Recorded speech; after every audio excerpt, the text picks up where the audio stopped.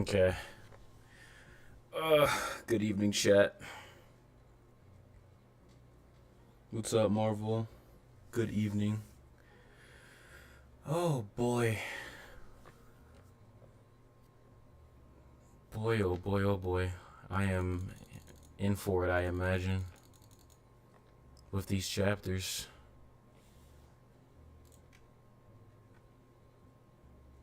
I'd really like to imagine. I'm gonna. Hello to you too, Mr. Awesome.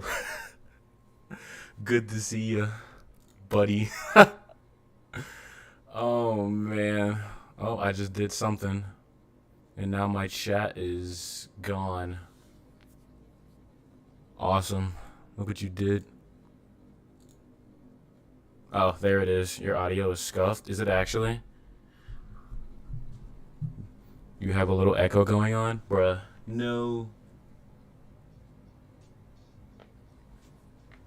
Why? Nice background, Sensei. Thank you, dude.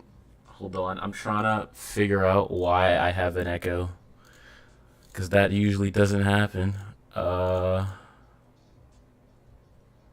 gonna cry. I wonder, actually. Is it still echoing? Oh my god. Yeah, I'm fixing it. Hold on. Is it still echoing, guys? Oh god. You alright, man? Yeah, I am. Watch Asa stream. He's watching. Oh no. Is it still? Can you guys let me know if it's still echoing or not? I just want to make sure before I pull this up on main or pull my main screen up. I just want to make absolutely sure. I don't think it shouldn't be, but if it is, nope. Okay, cool. All right, we're getting to it then.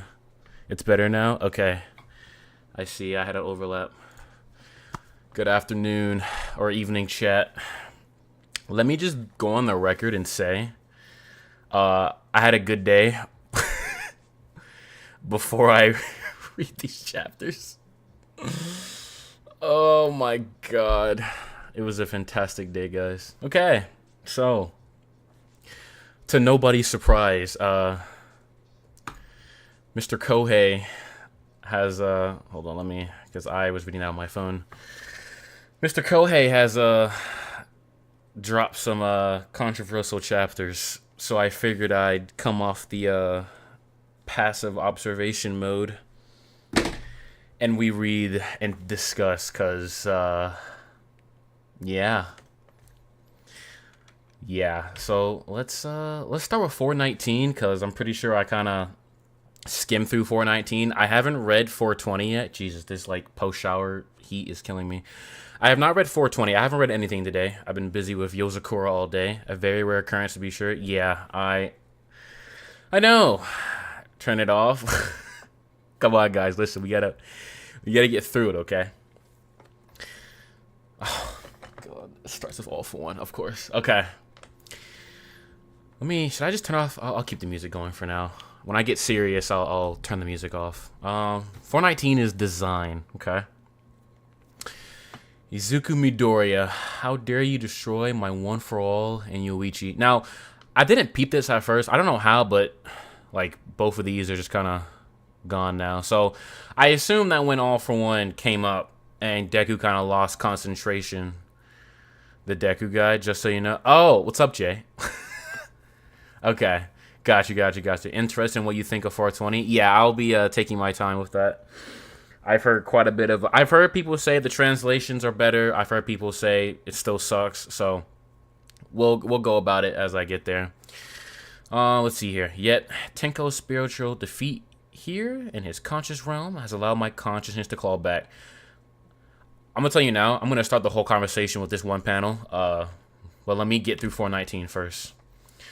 Foolish Tenko Shimura, such a pure, credulous superhero or super ego. I'm sorry.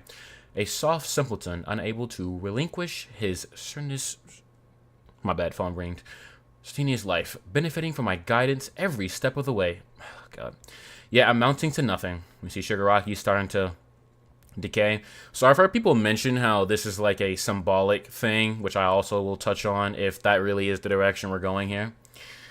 I don't get what you're talking about, Master, so a little nice back and forth. As I mentioned, not a single one of your choices has been your own. Jesus, I can't even read. I did choose. I made those decisions. Yet I had to make you think that, or else your strength of will would have been stunted. It was crucial to twist around your illusion of free will.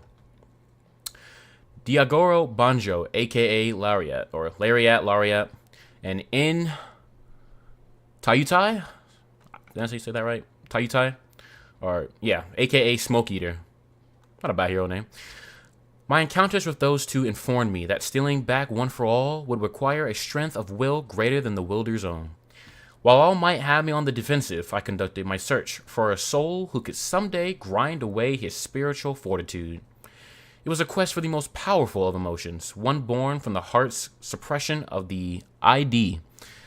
The primordial urge. Yes, I sought a seabed, fertile for hatred to grow.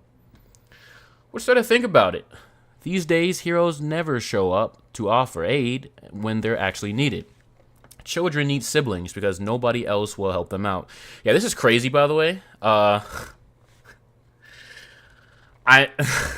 This is why. Oh my god, dude. Oh my god, dude. Oh my god. This is why I have a problem with mastermind characters. The daughter, his firstborn, was already too far along, you see? I couldn't afford to be caught, so I never quite overstepped. Just a few nudges from the shadows. Bro's just kind of fading back into existence, I guess. I removed the yet unknown quirk factor passed down by your parents, which is crazy, bro. I encouraged your father's strict ways. I gave you something to aspire to. I feel like that's missing a aspire to be, but whatever. And we see that this isekai truck was almost about to hit Shigaraki and his friends, or Tenko and his friends. Hello there. You must be Mr. Shimura's son, no? Off one planning out Tenko's birth is so ass. Yeah, I'm gonna touch on everything one by one. I want to just get to the end, and then I'm gonna start with what I got an issue with, and then I'm gonna touch on the community sentiment because I know it's been a long 3 weeks. You know what I mean? The road's a dangerous one with all that traffic, and I bided my time. Why don't you take my hand? All right, so he's giving him what, half of or decay here, but I'm pretty sure it's half of overhaul and whatnot. I remember the big thing about this chapter was the overhaul thing. It was sourced from a quirk at one of the good doctor's facilities. We stripped away half of it / the ability to reverse its effects, leaving an incomplete subpar copy engineered solely to promote destruction. The very quirk I granted you, and you see Shigaraki starting to scratch again. You mean, indeed, the tragedy, the ordeals, the rejection, the validation, all granted by me. All that you are, you speak of your unwavering heart for nonsense, for shame. His spirit is mine. Oh my god, I can't English today. I'm sorry, chat. It's been a long day. His spirit is now mine to delete. I was saving this last resort until after he'd stolen One for All, but that's no longer in the cards. Be gone from my body. And then we got Deku getting sent out, all for one. Vestige explosion. You can see that, all that good stuff. Yoichi is gone. So I didn't catch this at first either, but I see the in the background with Shigaraki. My intermediate goal is foiled. So it's something still in there. You know what I mean? Whether it's Tenko, I assume it's Tenko. We're going the symbolic route, but again, we'll continue.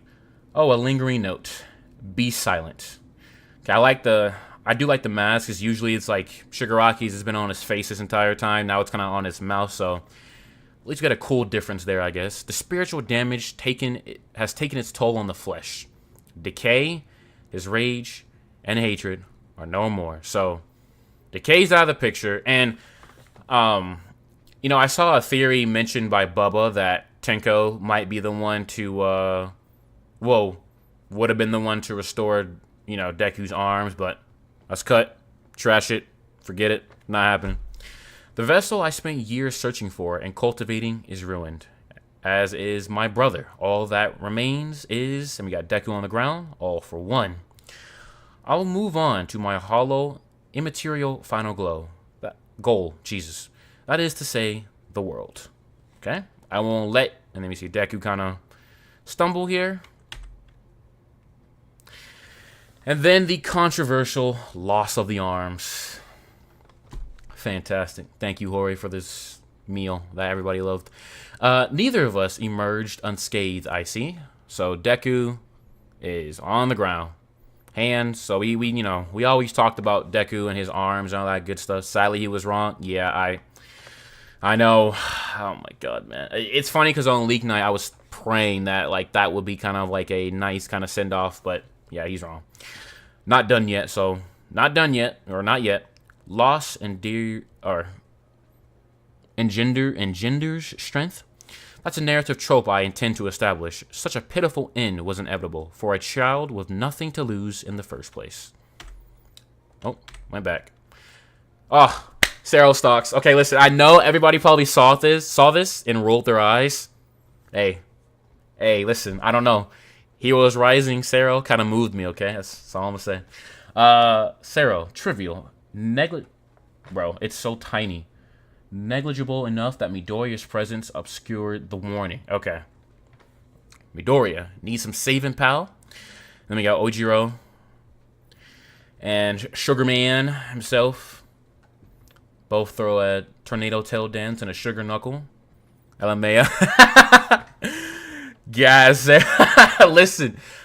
I don't know, man. He's cool, man. I don't know, man. He's kind of cool. The thing is, I don't have anything really against Cero. I just think that he could have been a character that could have got a little bit more love. You know what I mean? But I haven't met a classroom anime yet that or series that utilizes all of its characters. So it's kind of like it is what it is type deal. You know what I mean? And then we got these two finally here. Midoriya, sorry for the delay. And Aizawa's back after being gone for, 50 chapters? 60? 70 maybe? No, just kidding. Maybe 50. Maybe 60, actually. I don't know. Okay. So, let's start with the beginning. Let's start with the part that I have a problem with. Okay? Let me drink my H2O before I start my rant here, because, yeah, we got problems. I missed it. Did you crash out during their decay reveal? I didn't crash out because I crashed out in Asa's DM. I kind of crashed out a little bit, but I crashed out more in Asa's DMs that night when he had told me. So, but I'm going to get to that, okay? First things first, okay? Let's start with this personal fact. And everything I'm about to say, by the way, it has nothing to do with the community sentiment. It has nothing to do if anybody either likes this or dislikes this. So please don't think this is about anybody. This is just my own personal opinion after being silent for God knows how long. I genuinely despise mastermind villains 9 times out of 10. It is exactly why I hate Sosuke Aizen from gosh damn Tite Kubo's Bleach. I don't like using the word mid or overrated, but to me, that man is by far one of the most overrated antagonists, and people hype the living hell out of that I've known you since the day you were born line to Ichigo. Now, Granted, the whole Blade is me backstory with Ichigo's father and his mother gave some insight as to what he meant by that. I still don't care. Why do I care? You know what I mean? I don't care. And I know a lot of people had issues with All For One and the body jacking. Even then, though, I want to say that I did not have as much of an issue as collectively as the community. You're better than me. I made it about the entire community recently. Dude, I saw the following morning. Shit cracked me up, not gonna lie. But that Bleach video coming out, oh man, Jesus, man. I know you were kicking your feet, man, giddy with joy when that connection was made. But now I have a problem with All For One. This is when I do have a problem with All For One. I know the MHA community had this whole thing, right, about Yuhabaha also the same archetype. Okay, I'm going to hold you to that. I'm anime only for Bleach, so let's stop right there just in case. But I will come back to that after the end of Core 4. What was I saying? What was I just saying? Oh, right. The MHA community has this sentiment, right, about no interruptions with Deku and Shigaraki's fight, right? We didn't want anybody to come save them or interrupt their fight.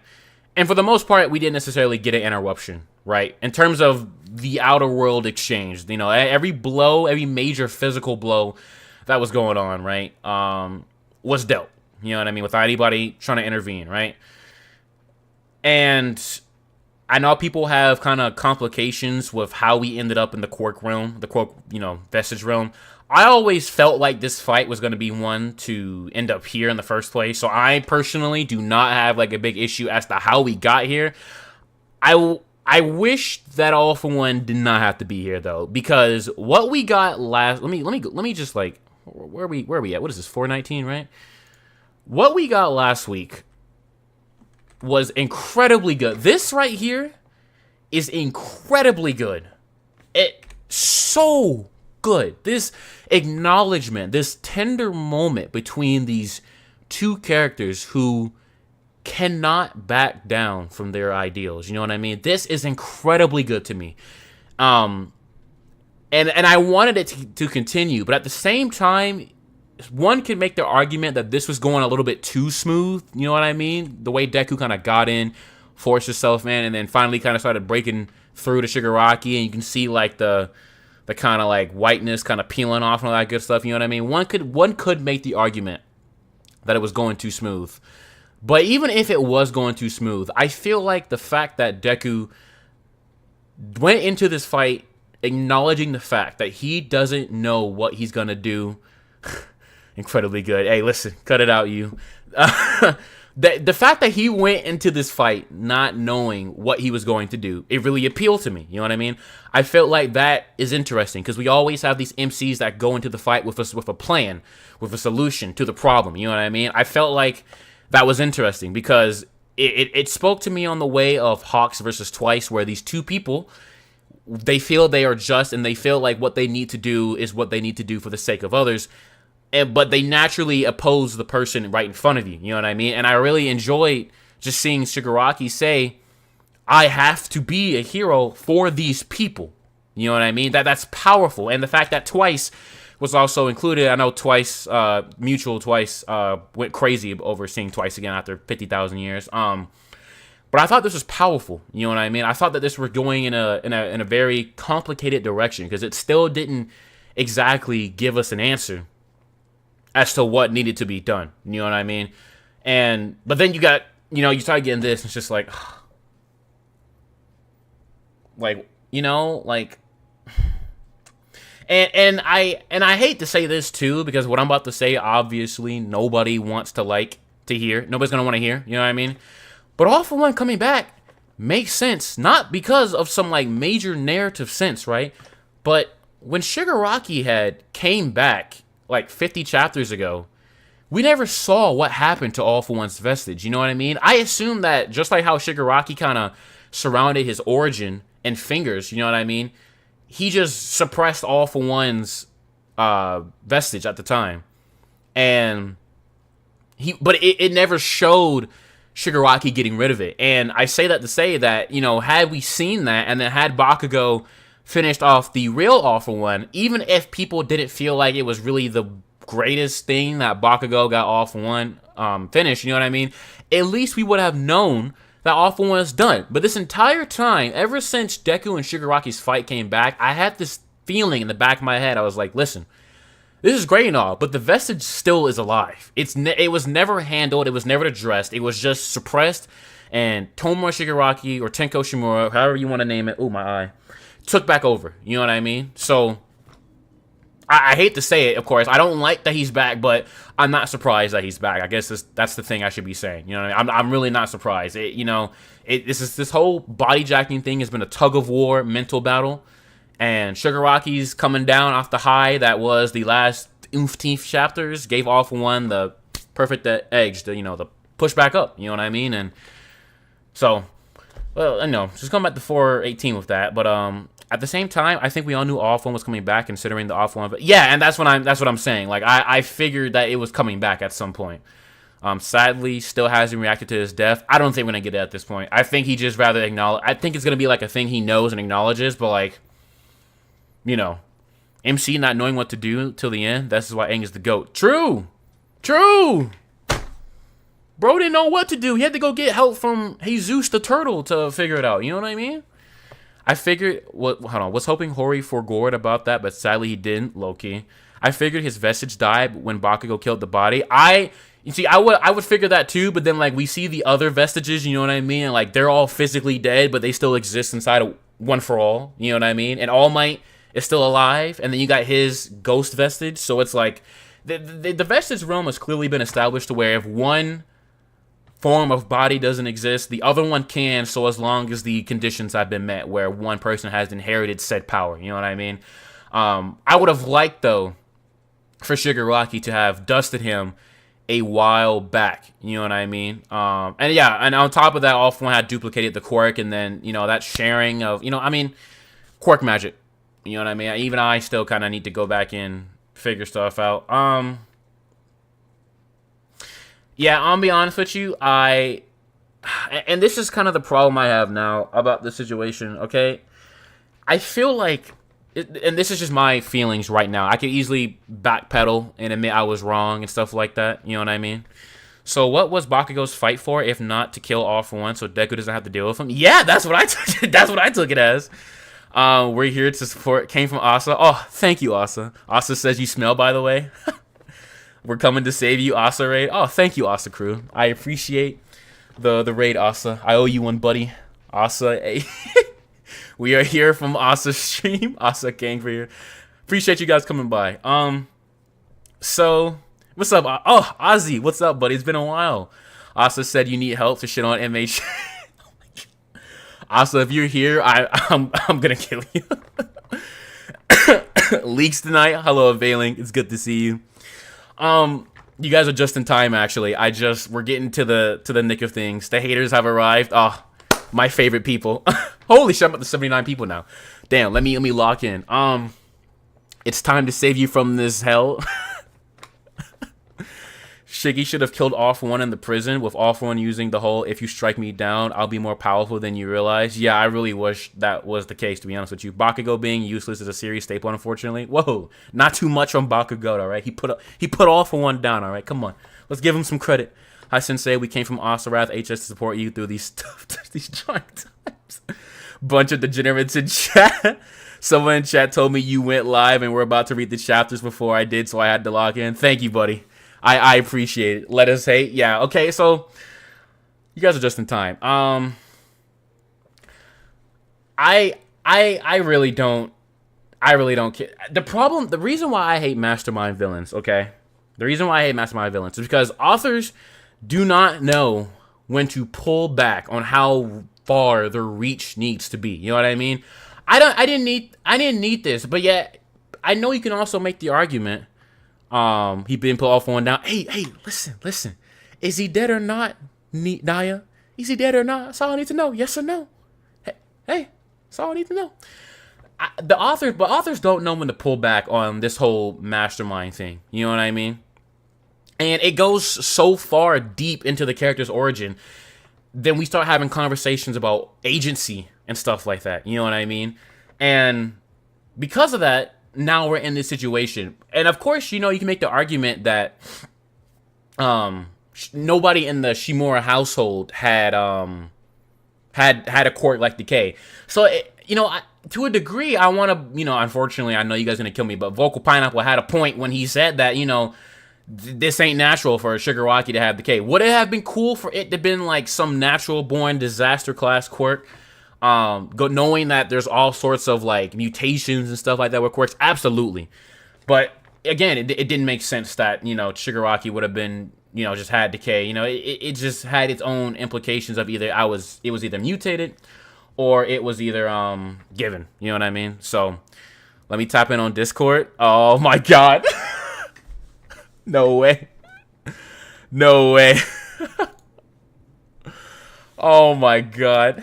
I'm gonna get the Asa call. I got it open. Also, if you're gonna text or call, I got it open. Well, let me pull up and actually minimize it for a second here. Hold on, shit. Believe me, a certain character has lost all agency. Jesus, dude, listen.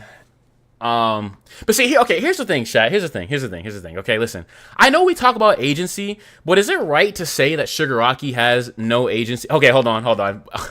Austin's hey, buddy. Hey, man, how's it going? Dude, having the time of my life, man. How about you? Oh, I'm just excited for you to finally let loose, you know? You have to be here for this momentous occasion, huh? This was something special. Dude, I don't like this at all, dude. This is kind of frustrating, man. I'm not gonna lie.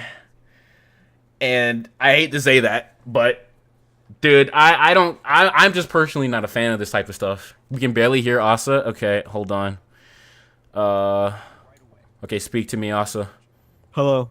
Okay, that should be a lot better. Can you guys hear him? I see the voice level's a lot higher on the What I especially there was a lot of things that I didn't like about in particular that page on the right. I don't remember what page number that is. Mm-hmm. But what became worse when the official translations came out was two things. Number one, All For One telling him that he encouraged his father's strict way. Right. Now, I do think some people interpreted it a little bit too far, that he convinced Kotaro to beat him. I don't think that's true. I think he planted the seeds that led to it, which is very unfortunate. Yeah, and I agree. Second of all, I despise that AFO was setting up scenarios for Tenko to save his friends. Yeah, dude, like, what is this? That is crazy. Bro literally got a truck and was like, hey, listen, I need you to go try to hit those kids right there. Like, that is insane. That is insane, bro. Like, I refuse to believe it was just this thorough. You know what I mean? Like, this, like, did it really have to be this deep, man?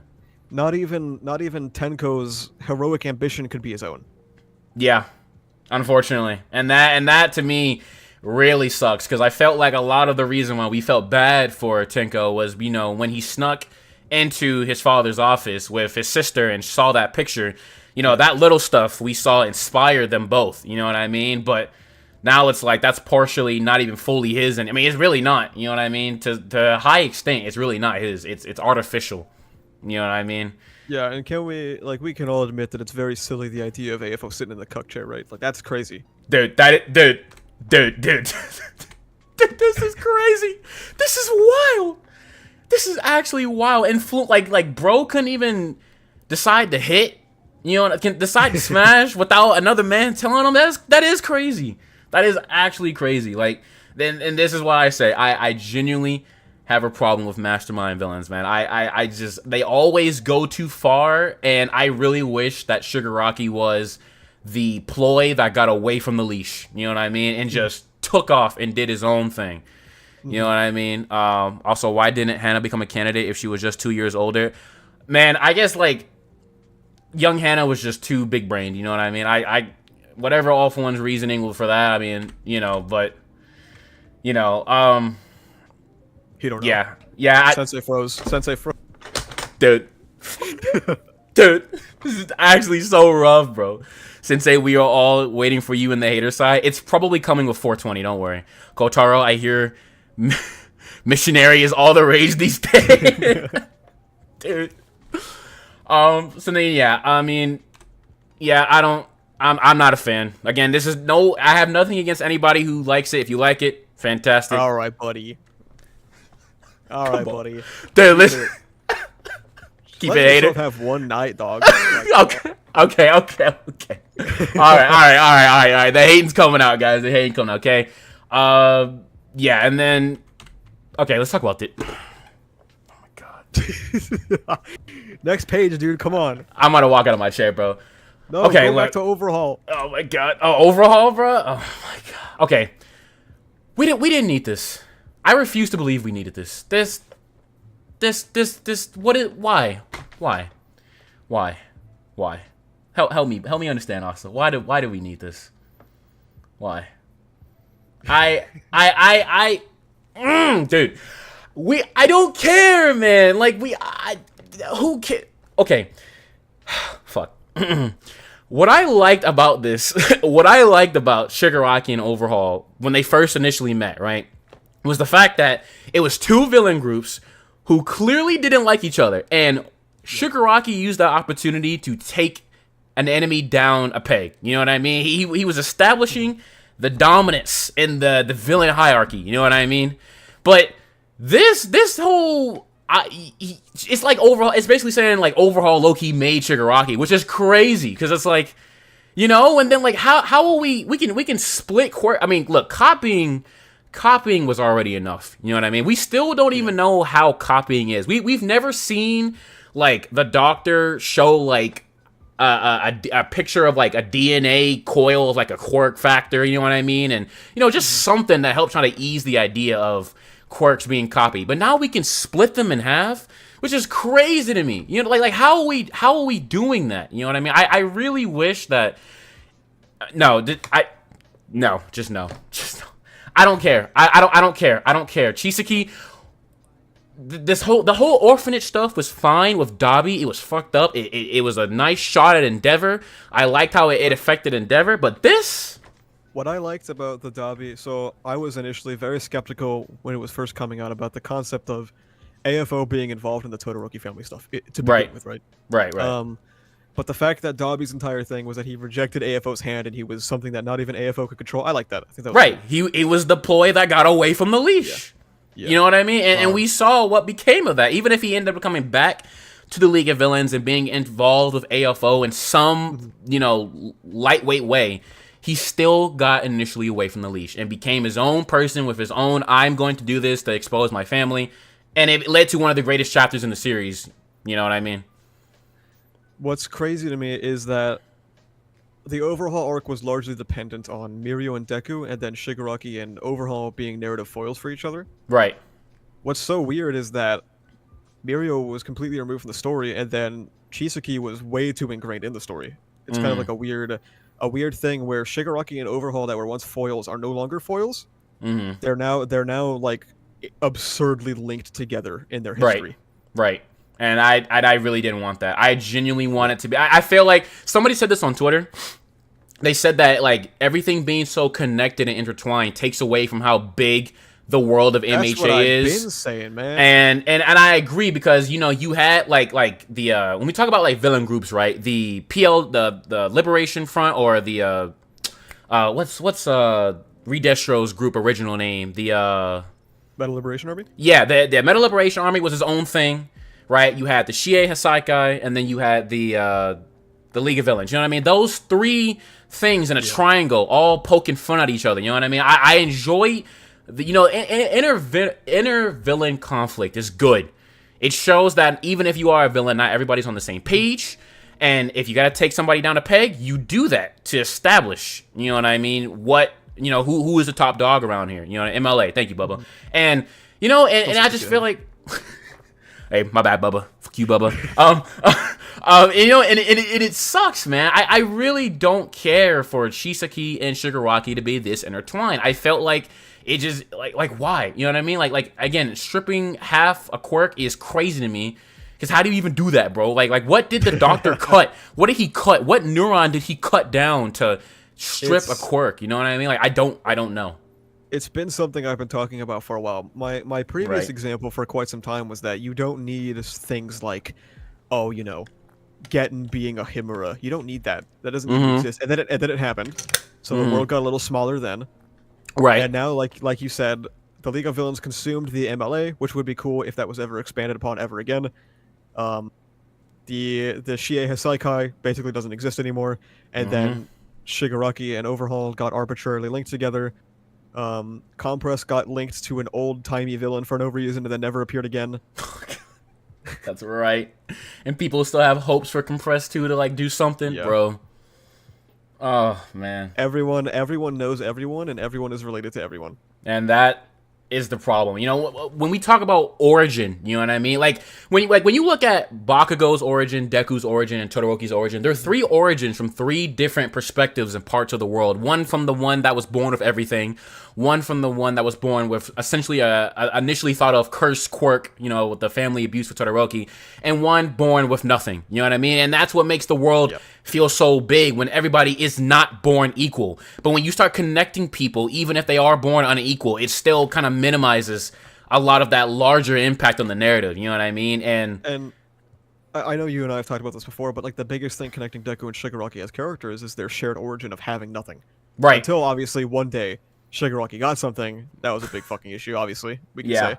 Yeah. But now it's not that Shigaraki had nothing; it's that everything was taken from him, And and then then everything in his life was systematically calculated by Yeah. a brain genius to go this way. And This is- at this point, when their entire relationship is parallels, they don't have a relationship anymore. So the only way you can fix that if you want them to have a parallel relationship again is to do that for one. right. Oh, what the fuck did you? No, don't. No. I was about to agree with you. I thought you were about to say something crazy, like actually good. And man goes dad for one. No. Look at it from Hori's side, right? He's a parallel merchant. Please Hori's stop. a parallel merchant. No. So the only way you can repair this relationship if you want to be a parallel merchant is to do dad for one. So that means that Deku's origin also has to be manufactured. Chat, if dad for one gets confirmed, World Trigger and Mission Yozakura family is moving up, okay? I'm bringing MHA so far down. I'm not even making an MHA goodbye video. Oh my god. That I would actually drop. I would actually be so upset. I would actually be so furious, man. Now, do I know if it's gonna happen? No. But No. at this point, I wouldn't be surprised. Dude, everything Pineapple has said about 4 years ago has come true. It is scary. It is literally scary. I hate to say it, but he was so far ahead of the curve, it's not even funny. Dude, literally he literally retweeted one of my tweets the other day that me and him talked about, and it was verbatim that Shigaraki was given that quirk from like 2018, and I was like, or 2019, and I was like, dude, no shot, bro. Oh my god, man. All I'm saying is, if you want to repair their shit relationship now, you do dad for one. Yeah, all right, and in buddy. Hori's mind, that would repair it. No. We're not. I know going that not. route. No. If Naya's here, they know I'm right. Stop! Why are you using the chat like that will ever happen? Stop, Naya. Please. Let's see here. Any more complaints? Okay, let's. Okay, all right. Here's when I'm about to get kind of upset. Oh my god. The arms, bro. The arms. The fucking arms. The limbs of a fucking man. Okay. Alright, chat. Listen up. Listen up, chat. Okay? I always felt that Deku should suffer some form of some form of consequence with his arms, okay?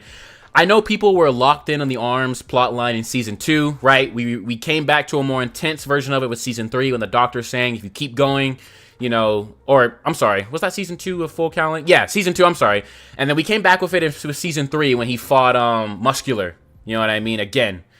And then everything after was shoot style. He's pretty much, you know, minimized it, worked towards 45%, Fajin, power creep, ABC, XYZ, you get the gist, okay? And then we also had the full gauntlet, make it full comeback in Villain Hunt again, which also little cheesy way to subvert the whole issue, but, you know, it didn't last long, thank God, you know what I mean? The problem I have with this is that Horikoshi, and I don't say this like as like a, like this is the 100% guaranteed thing, but even if Deku was going to get his arms back, Horikoshi wrote himself in a tight corner by taking them both at the same time, because it's like he can't do anything without them. He has no one for all in this instance, right? So there's no shoot style. I was hoping for shoot style, and I read the chapter again. It was like Yoichi's gone, so it's like, oh, fuck the legs, I guess. You know what I mean? So he's got no shoot style, and both his arms are gone. He's going to have to get them back, okay? But I was like, okay, fine, we'll get them back. Now at this point, it's a matter of when and how, okay? Now, Bubba made a thread. I was talking about that a little while ago, chat. Bubba made a thread, right, saying how it might be Tenko and he might get the other side of Decay back if, you know, there's a little remnant of his quirk. And I was like, all right, like, you know, I can get down with that. You know what I mean? As long as it's not airy. Common Bubba L, dude. I did not want that child to be anywhere involved in this situation, because we had this conversation not long ago when we were talking about, you know, the healers and the whole thing with Black Clover and their healer issue and all that good stuff. I didn't want the child to be involved at all. Okay, I'm going to stop right there before I get to 420. Okay, I'm going to stop right there, because when we get to 420, chat, oh, baby, let me tell you. Again, I don't have like a crazy big issue with them showing up, but I do have an issue with Aizawa and Sero and the whole off-screen stuff with 420. I know the theory that was being posited for like the week was the overhaul thing. I understand why people say that, but holy shit, that would have been so corny, dude. Yeah. You think that would be some Black Clover shit if we're being real, bro? Yeah, for sure. I think I saw like the guy who like can draw like leaks really well. Yeah. He literally drew like Eri and Overhaul together, and like Eri healed Overhaul, and then like Overhaul was reaching for Deku, like Black Clover fans have never recovered from that mass revival thing or whatever that happened. Yeah. But like, you think MHA fans would recover from actually Shiki has Overhaul. Next chapter, Shiki unlocked Overhaul. Shiki heals his arms. Like, no. Oh my god, we'd be so cooked. We'd be so cooked, dude. I wouldn't even fin. That would actually be my 9/11. That would actually be my 9/11. Like dude, my first 9/11 was Bakugo Revival, but that would actually be my 9/11. The second plane is on the way. Don't worry. You'll turn the page. You'll go to 420, and then the second plane will hit. All right. So end the chapter. And 422 will be the third plane when DFO gets confirmed. Please stop, bro. Please don't wish that they existed, bro. Dude, I'm telling you now, if DFO gets confirmed, just DM me and tell me to delete my account, bro. I don't want to come back at that point. I don't want to come. It was so funny. Like, when I saw the leaks for 419 and when they got confirmed that they were real, I had to reach out to you. I was like, log off. Dude, chat. I was downstairs cooking, okay? And I get a text from my phone and Oz is like, get off Twitter for the day. I'm like, what's going on? He's like, dude, listen. You don't want to be here. For the love of God, just go. And I was like, all right, I'm out. You know what I mean? I knew it was serious. But listen, he has never reached out to me to tell me to get off, dude. That's how I knew it was like terrorist bad, bro. I was like, oh shit, dude. I'm just gonna eat my chicken strips and log off, bro. Alright, chat, here we go. 420. Now, I have not read 420. I've been busy all day. You know, Yozakura family fans, if you are a fan of that video on the channel for today. Alright. So, chapter is called what? From Aizawa. Alright, here we go. Wake up. Where the hell are we? So this is picking up, finally, 50 chapters later, I assume, with Shirakumo. Did he teleport them to like a random iceberg, bro? Yeah, they're chilling. Okay. Our comms are dead, so we're in the dark about the war, damn it. Hang on, I want to say, someone in chat said, I don't think DFO would become real because he would have said it already. You know what everyone was saying about AFO gave Tenko Decay and how they would have happened already? That's all I'm going to say. All right, move on. Hold on, let me read a nice comment. The thing about Deku's arms, it feels like is still getting the short end when in the final arc he should be thriving. He doesn't feel like the MC because he's the main one being punished. Yeah, and I also feel like that plays into the fact that, again, Deku went into this situation without knowing what he's going to do, which also put him in a corner, like, narratively to figure stuff out. And I will come back to that when we get to a certain point, because I have a long rant about that. Let's see here. So the protector. So we got Mike here. You picked a real great time to malfunction. Show some life, scum. So we got Shirakumo or Kurogiri malfunctioning. If you ain't Shirakumo no more, anymore, then do us a favor. Fade away and leave us the memories. Leave us the memories. Okay. We never should have put our fate in this thing's hands. Relying on this corpse to save us, bad idea all along. Jesus.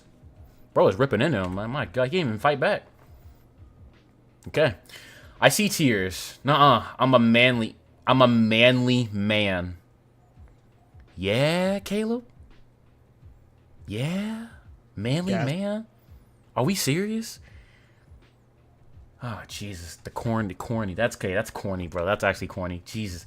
Not you. Him. It's raining, pal. Those ain't tears. This thing's a Nomu. It took you off the playing field since you messed with Shigaraki twice now. End of story. Our priority now is switching it back on so we can get back to the fight. Once that's done, I'll go to town on this tool till it stays down for good. Jesus. Bro, what's good with Mike, bro? Gosh, damn. Calebism at his finest. Dude, what is this line? Manly man, bro, you... Aren't they like 36? J. Cole era, bro? Okay. Keep reading Buster. They're not 36. Okay. Aizawa, as far as spoils of war go, we drew a darkened dud here. So go ahead and forget about that little miracle back in Tartarus. We're 30. Oh, my bad, also. 31. My bad. Typical fucking MHA hater. Not reading the series, dude. My bad, dude. God damn. All right, man. Listen, man. Wait till next page before you criticize, buddy. Dude, this is literally how it goes on Twitter, man. It's actually crazy. We're 31 now, not schoolboys in UA's class 2A anymore. True, but he was a student when he died. Okay, that's interesting. I am protecting Shigaraki. Have to. Why not tear us to pieces with warp gates or drop us to our deaths? Girk, who, where, she, friend. Okay, so he's starting to spaz out again. That day in Tartarus, we reached toward him and drew out a bit of light. It blended with his darkness and shut him down. No amount of light can ever reverse all that dark. But darkness works differently. That's what activated him again. I know you know this, Yamada. We're educators in the hero course. It's our job to make sure UA students reach graduation. Okay. So this isn't bad. You know what I mean? Granted, could have been here a long time ago, but this isn't bad. You know what I mean? I think I like how Shirakumo died when he was a kid, right? He never actually got to grow up.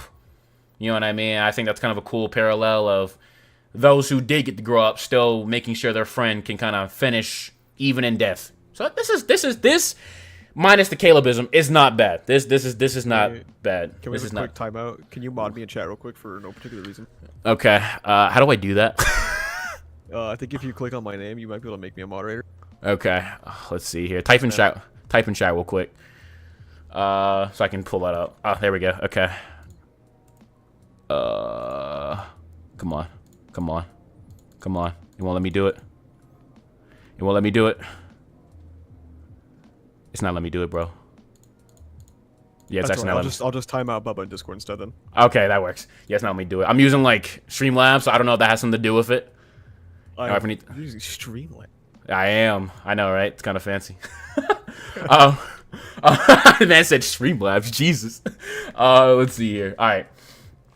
Stop, Jordan. Listen. I didn't get to do it. And if that's where his origin lies, okay, so stuff is happening. Yamada, those memories ain't ever gonna fade. Okay, is that like an eyeball right here? That's kind of a cool detail. Sukauchi, Eraser, you're still with us. Where have you been? Tell me, is Monoma still fit to fight? No, the boy got carted off for urgent treatment after a nasty blow to the head.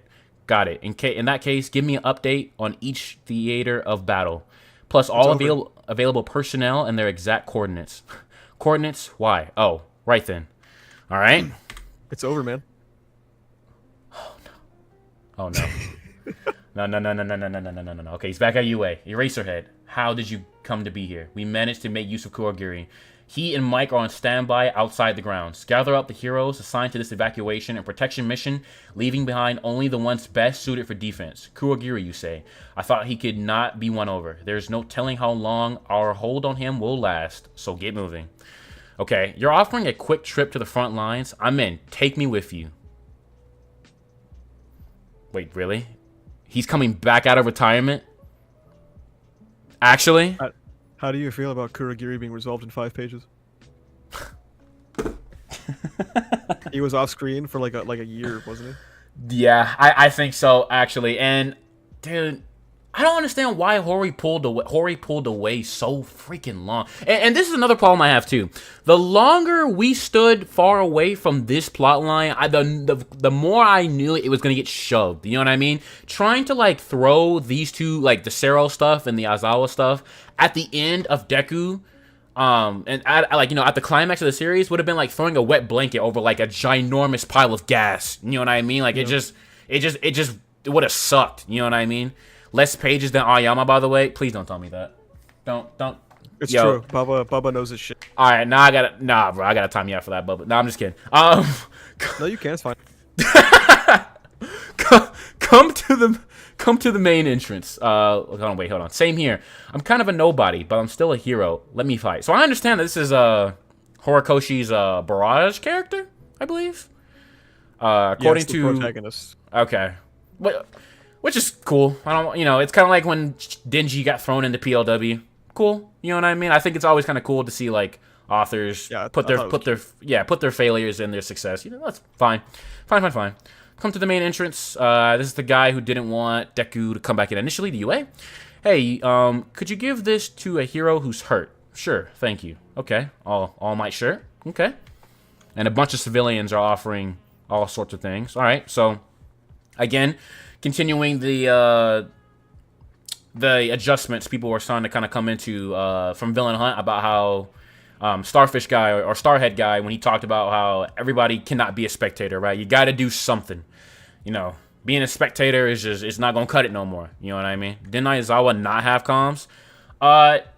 Yeah, that's what Mike said. Last chapter. Here it comes. It's coming. Gouge your eyes out now. Okay. Most of the battles are already won. We'll reach out to anyone on their feet able to fight.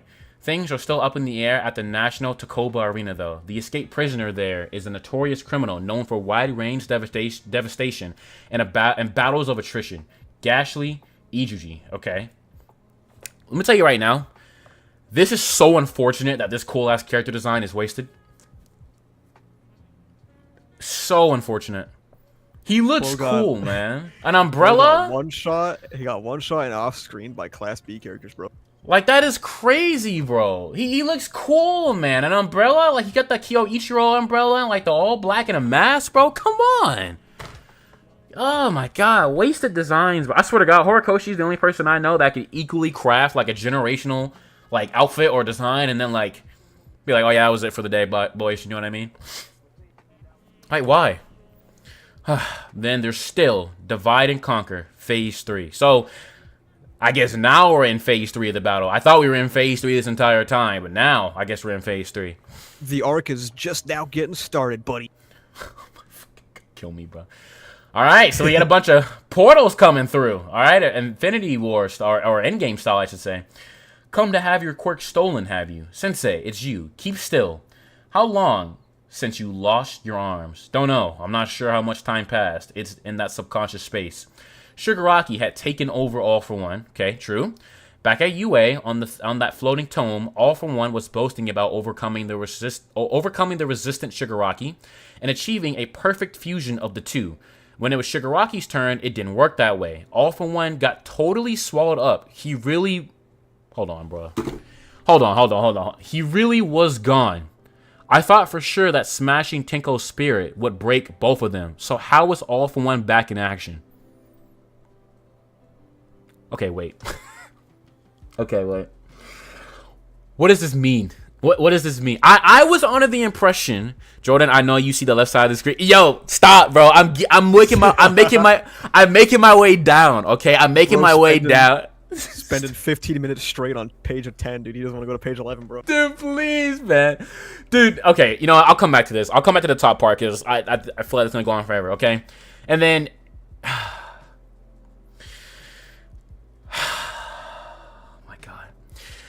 Aries Horn, Aizawa-sensei. Oh, Eri, the teachers don't want to take me to the scary battle. I know why I can't go, but please give this to Deku. Yo, Blake, Asa, how do we like this, man? The fuck you just called? I'm sorry. I'm used to reading your Discord name. How do you... how do we... Blake, what the fuck? I'm sorry. Asa, how do we feel about this, man? How do we feel about this, man? About the Eri thing? Dude, yeah, man. How do you feel, man? It's probably one of the worst things in the final arc, I think. God damn it, dude. This is what I didn't want. I literally sat here in a Discord call with my buddy of mine, and we were talking about what we don't want to happen. And I literally said, keep Eri a million miles away. I understand that a few chapters ago she was showing signs of wanting to help, but I felt like a child should just be put in a child's place, and this is just one of those times where she needs to sit this one out. First of all, let's establish this, okay? And somebody in chat correct me if I'm crazy. Since when did Eri's quirk be able to be used remotely in this instance where it can go through the horn? I understand that All For One had a bullet that he injected himself with, and I assume that because it was engineered that way, right? That the quirk would activate upon injection. But since when did her quirk begin to work like that? I always thought it was physical contact. Well, you see, you just didn't read the series, I don't think, man. That's really all it comes down to. I'm gonna walk away from my mic. I'm gonna walk away, dude. Dude, I didn't know it could work like this. Like that is crazy. I you know, like never. Eri just speculates. Like that's crazy to me. I wish we would have known that. You know what I mean? Like had something in the overhaul arc, right? Hey, bro, she just got that good. Apparently, shit, Navi. I didn't know. You know what I mean? Like, okay, chat, listen. Had something in the overhaul arc had happened, right? Where it's like, if let's say, right, when Eri had jumped to Deku, right? And the famous English song scene was going on, right? Let's say that when Deku caught Eri, like he kind of caught her in a weird position, and like some of the horn maybe like I don't know like impaled Deku a little bit or something because it was like so large at the time, right? You know what I mean? Had that impaled Deku or impaled like somebody who's trying to save her by accident, and then like if Deku kind of like removed like kind of pulled her back a little bit, but like the wound was healed, right? Back in that time, I would have understood. You know what I mean? Because that shows that if the horn has energy, right, and it's inserted in somebody or if somebody's impaled, right, then it goes off. You know what I mean? I would have understood that. You know what I mean? But this is convenient as hell. This is extremely convenient as hell. And then she cut it off. Who cut it off, bro? Ectoplasm needs to be shot. You broke your horn? Why and how? I asked and got some help. Ectoplasm? Really? I do Bro, this is crazy. This is actually crazy. How are you gonna tell the girl that she can't run to the field, but you cut the horn, bro? I absolutely despise this because the entire point of like Overhaul and Culture Festival was supposed to be that Eri's horn was not. It didn't make her a monster. You know, it was about how you use the quirk. Yeah, exactly. It's yours. It's yours. How you choose to use it. The solution is to cut her horn off, I guess. Bro. And, like, don't get me wrong. I understand that bringing Deku back to UA might have been a risky job or a risky opportunity, right? Because there's no, like, as I was said, there's no guarantee that the portal would stay open, right? It's definitely, like, a risky thing. So I wouldn't bring him back to UA either. But, like, see, and this is what I mean when I say that Hori writ himself into somewhat of a corner. He either had to give it back now or he wasn't going to get his arms back, period. You know what I mean? Shouldn't have lost him, man. It's crazy. Yeah, I feel like I genuinely feel like the way to avoid this issue was to lose one. He should have lost one, in my opinion. He should have lost one. The entire the cope on Twitter is that everyone that Deku has shown kindness to has been paying it forward, and we've already been having this for the past 60 chapters. You know what I mean? Yeah. I mean, I don't know, man. Yeah. Oh my god. Okay, but the girl has learned much about rational and irrational actions from you. Okay, this is also crazy. So somebody confirm this, okay? I need somebody whose mind is still fresh on season 6. Were there cameras pointed on Aizawa's on that fight with Deku, Shigaraki, Bakugo? So there were cameras. So. Okay, so I remember the discourse during PLW was like, why is All Might letting Eri watch this shit? Okay, right, okay, but that's crazy then. Why? Oh my god, All Might need to be, bruh. Okay, you and the teachers helped me learn all about my power, and all you need to use it is this, because it's a piece of me. That's a rough way to go about it. You might have damaged your quirk for good, and I want to sing. Okay, so now she's got permanent quirk damage, but she was inspired. I mean, like this. Again, her being inspired by Jiro is incredible in my opinion, because Jiro singing led to her getting free from the overhaul shadow. That's fine, but the irrational and the irrational decisions part, man, it's just like, did we have to? Shit, man, I'd rather act up. Oh my god, yeah. There's no good way to go about this, in my opinion. It was either bring the child to the battlefield, but then we would have the why is there a child on the battlefield course, right? Discourse, I'm sorry. Or you send Deku back, and there's a chance that he gets separated for another 30 chapters and comes back to everybody half dead.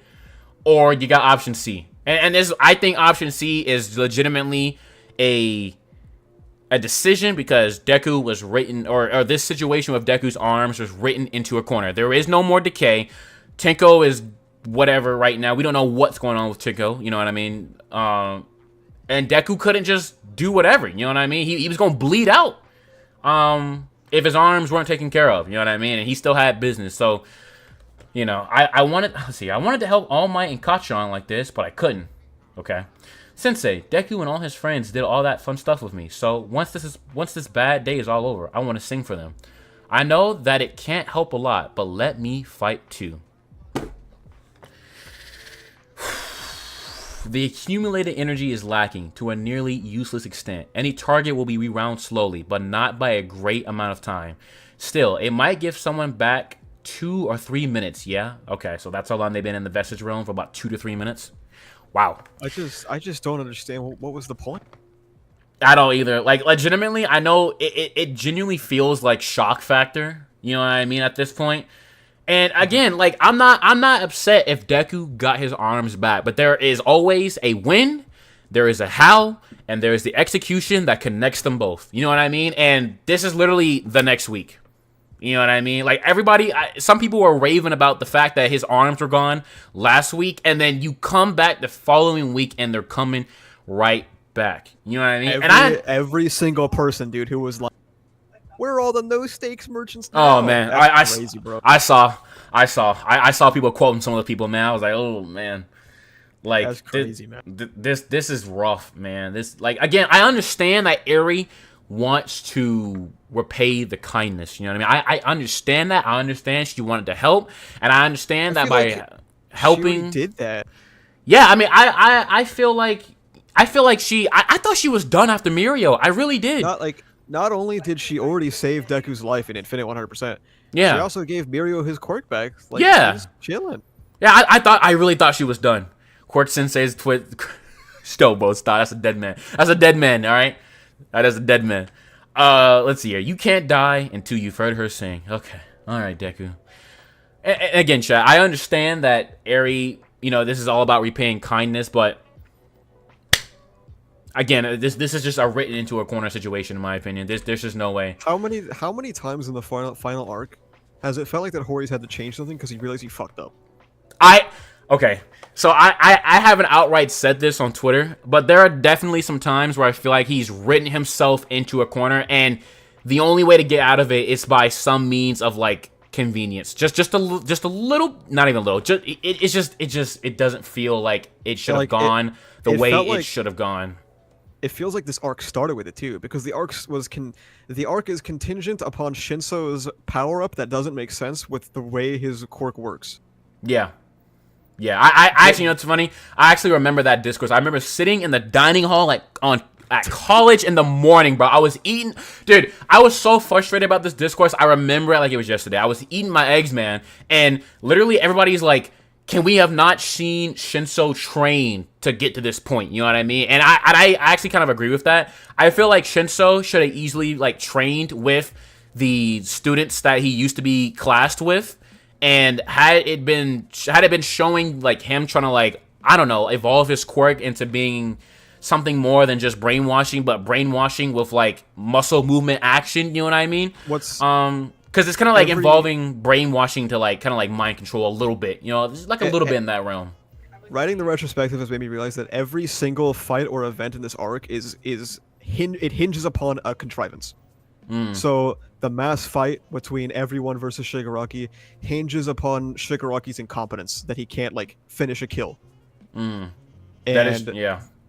And that, like, he's just gonna let Bakugo get revived, and all of these asshole power-ups to revive Bakugo to begin with, right? Endeavor and Hawks versus AFO relies on Dr. Garaki making a rewind bullet that for some reason rewinds AFO. Not like 10 years or 100 years, but like his entire life. Yeah. And that's so much time considering his entire life, you know what I mean? It also hinges upon AFO being stupid enough to keep stopping and talking to Hawks, like, over and over again. Yeah. Shoto versus Dabi is probably maybe exempt from this. Maybe if I thought about it more, I would disagree with it. I think it is. I think it is for the most part, because it literally was like, to me, Shoto versus Dabi is definitely a desperate, we got to get there. You know what I mean? Which is why, like, I think the Ice Jet and Ida, like, pushing himself to its limits, and, you know, the desperate, like, last second. Oh, you know what? Sorry, actually, I came up with one. Dabi and Shoto's only contrivance is the fact that Ida was sent there at all. Why was he there? Yeah. Spinner and Shoji relied on Spinner being too dumb to respond to anything that he was saying. Yeah.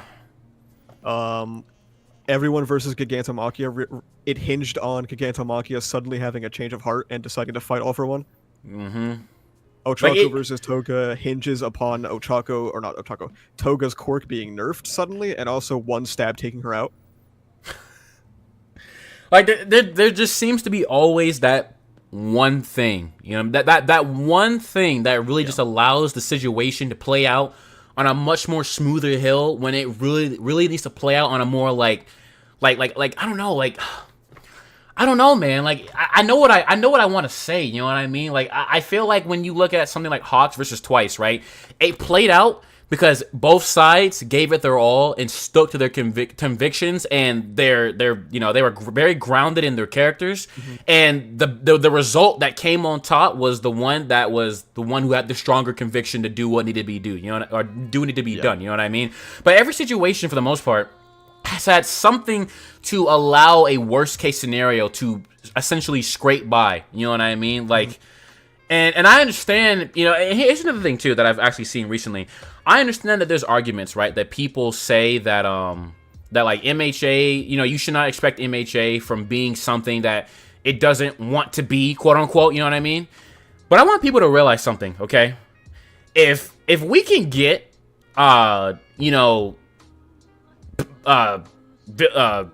Jesus, I can't even think of the quirk, not the quirk, the arc name right now.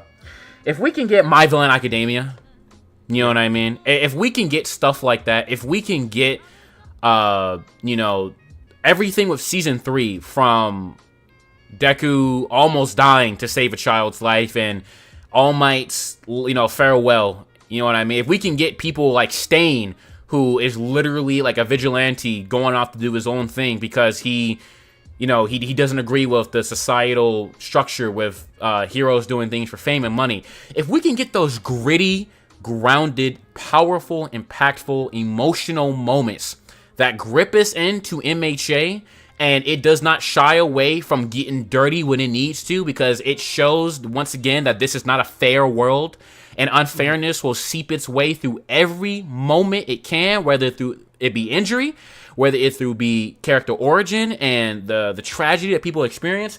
Then MHA has every right to be more gritty and deal with loss and sacrifice. Because my thing about this, right, and I was saying this a long time ago about when, of course I had logged off Twitter by this time, but when Deku was, talking about giving up one for all and stuff like that, I was saying that at first I was saying, to me with heroism, there is no ultimate victory without some form of sacrifice. You know what I mean? Whether it's just taking on injuries, whether it's, putting yourself in some form of position that you may not come back from, there is no ultimate victory without sacrifice. You know what I mean? And, it just seems like here, what are we going to lose? You know what I mean? Like, is everything really going to come out kumbaya? There's like again, all My Hero Academia can be, have its painful moments. Those moments where you got to sit there and just be in awe. You know what I mean? That feeling we got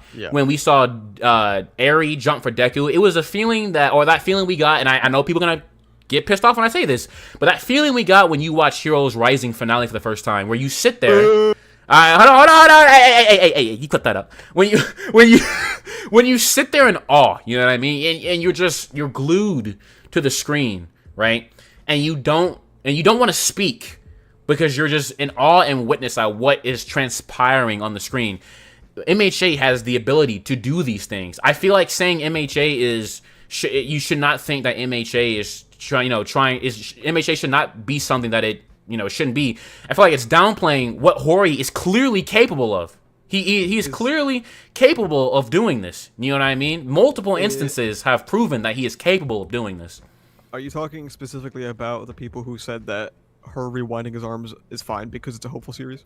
Yeah. I mean, it's a mix. It's a mix of that crowd and also the crowd that feels like, saying that like MHA should not, you should not look at MHA for being something that it's not, because I feel like MHA is a very ambitious series, all things considered, when you look at a story of heroism, especially from the way it started out. And I feel like that ambition allows all sorts of things to be dived into and delved into and elaborated upon and explored upon. It shouldn't be rendered as something it shouldn't try to be just because we're getting these kind of hopeful situations. You know what I mean? I feel like MHA can do this. You know what I mean? But again, like you said, also with all these kind of moments that kind of ease the worst case scenarios out of the picture, you start to lose that feeling that Hori is willing to pull that trigger. You know what I mean? And I don't know why he's afraid to pull that trigger. I don't know if it's because I just don't know why. Because he wasn't, even if we consider the deaths in PLW insignificant,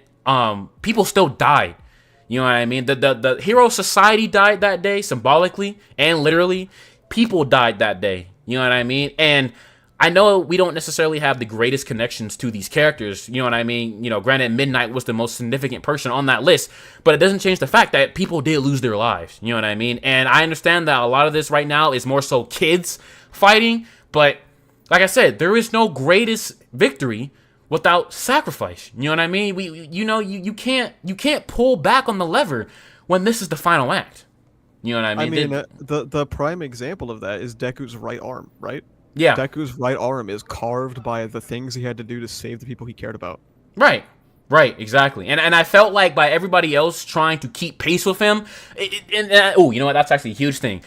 Villain Hunt's whole thing towards the end was that his class wanted to prove that he could keep pace with Deku, right?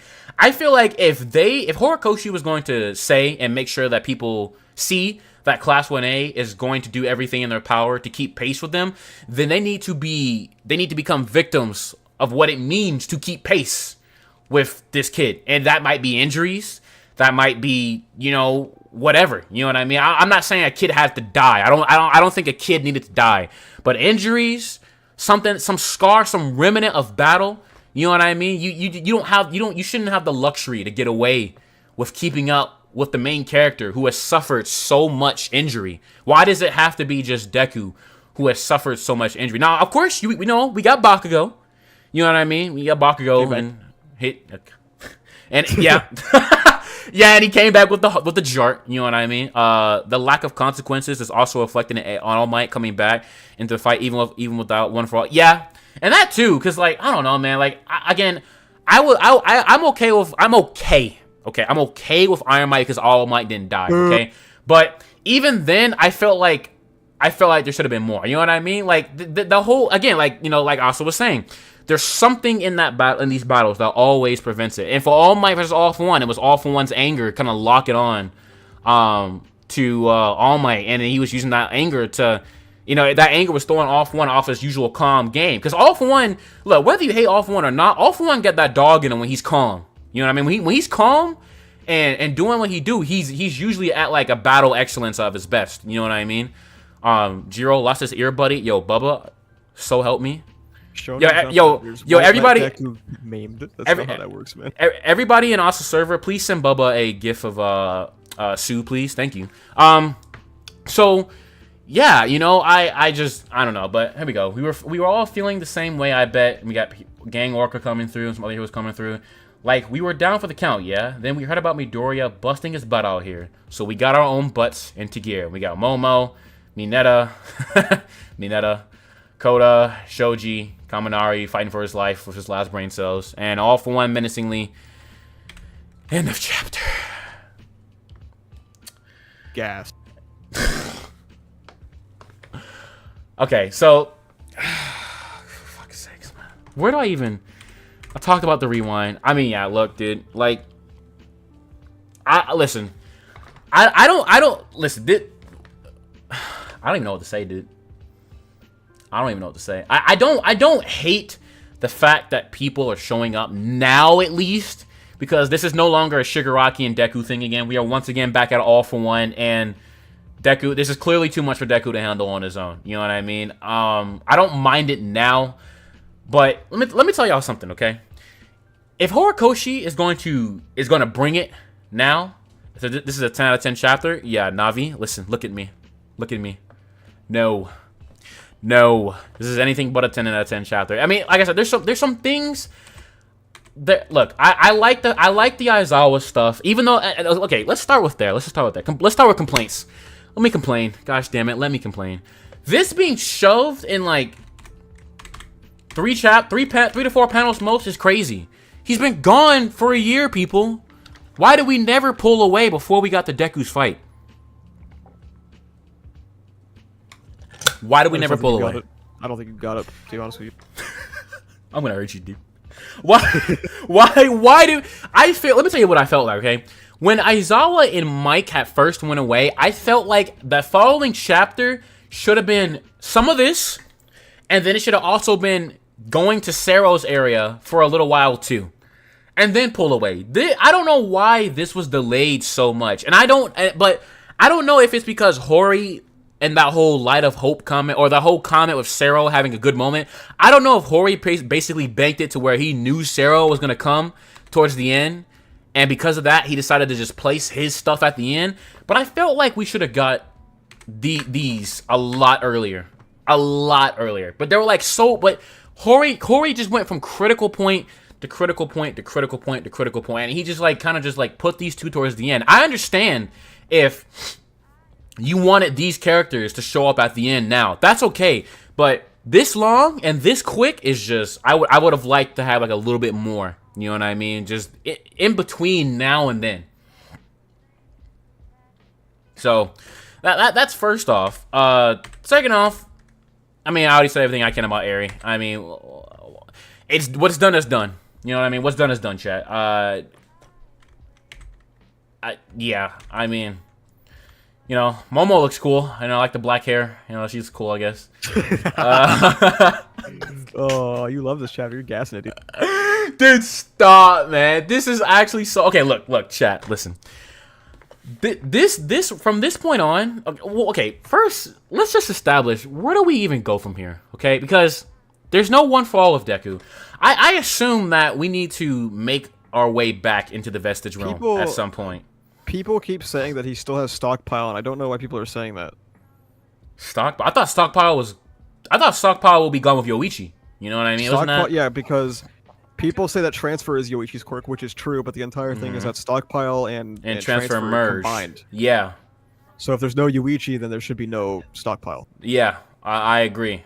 I agree. I felt like if there was any form of stockpile, we would have saw it last chapter with Deku like trying to power up with his arms on the ground, but it just, it wasn't getting off the ground. You know what I mean? I genuinely feel like, Jordan, what are your thoughts on Kaminari being a top 3 fighter on the battlefield? Oh, we're cooked. We're actually cooked. If that's the case, holy crap, dude. So somebody keeps asking if you think Rewind is going to rewind Deku to a point where he has one for all, and I want to say that if that happens, this gets even worse. Yeah, I agree. There's no way. There's no way. There should legitimately be no way that is the case. I would be genuinely so frustrated if that is the case. It should literally apply to his arms and nothing more.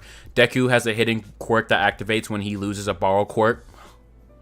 Oh, brother, this man finna hit me with the Korra, Legend of Korra logic, bro. When airbending got took away, or when all her other bending taken away, she got airbending. Oh, brother.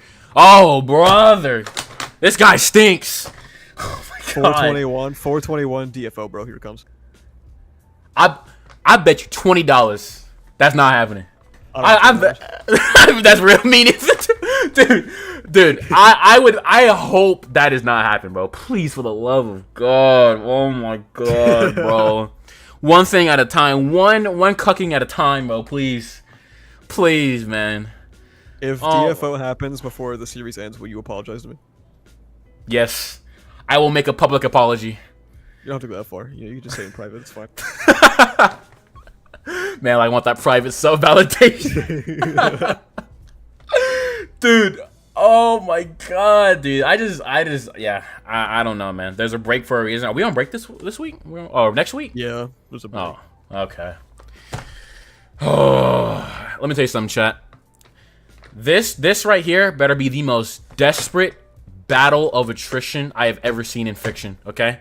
And I've this 2 chapters. Dude, I genuinely want everybody who appears on this field, like, okay, here's what I am theorizing to happen, okay?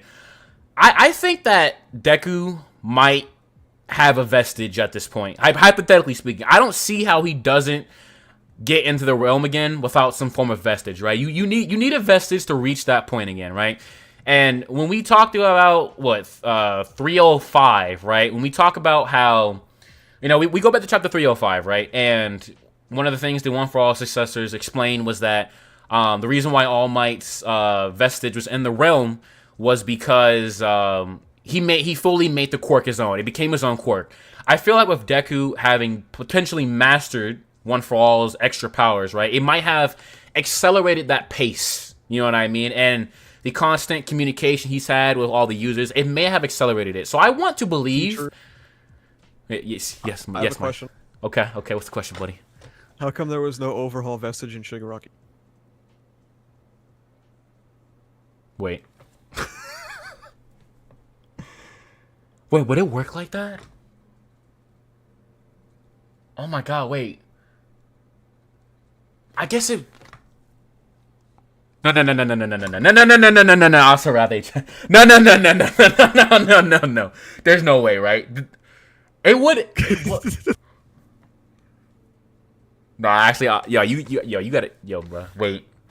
That would make sense, right? That would make sense, right? I'm not tripping, right?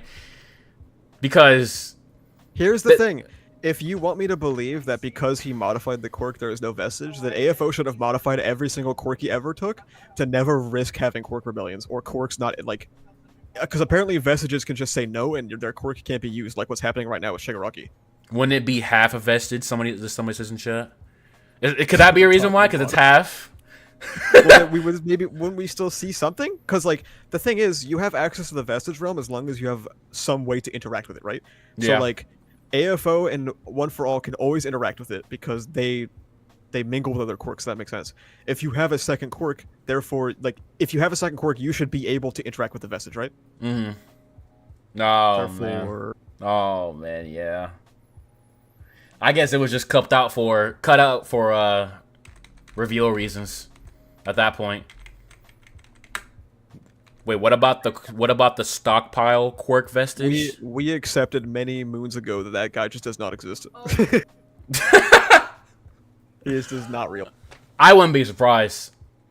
I would actually not be surprised if that is the case. If he comes back now, that would be kind of interesting to an extent, but because I mean, yeah, I don't know, man. The only argument for the stockpile thing is that when the quirks fused, he just got 8. He just got fucking 4. Yeah, it's like a Pac-Man thing. Like you just become part of the bigger puzzle, man. You know what I mean?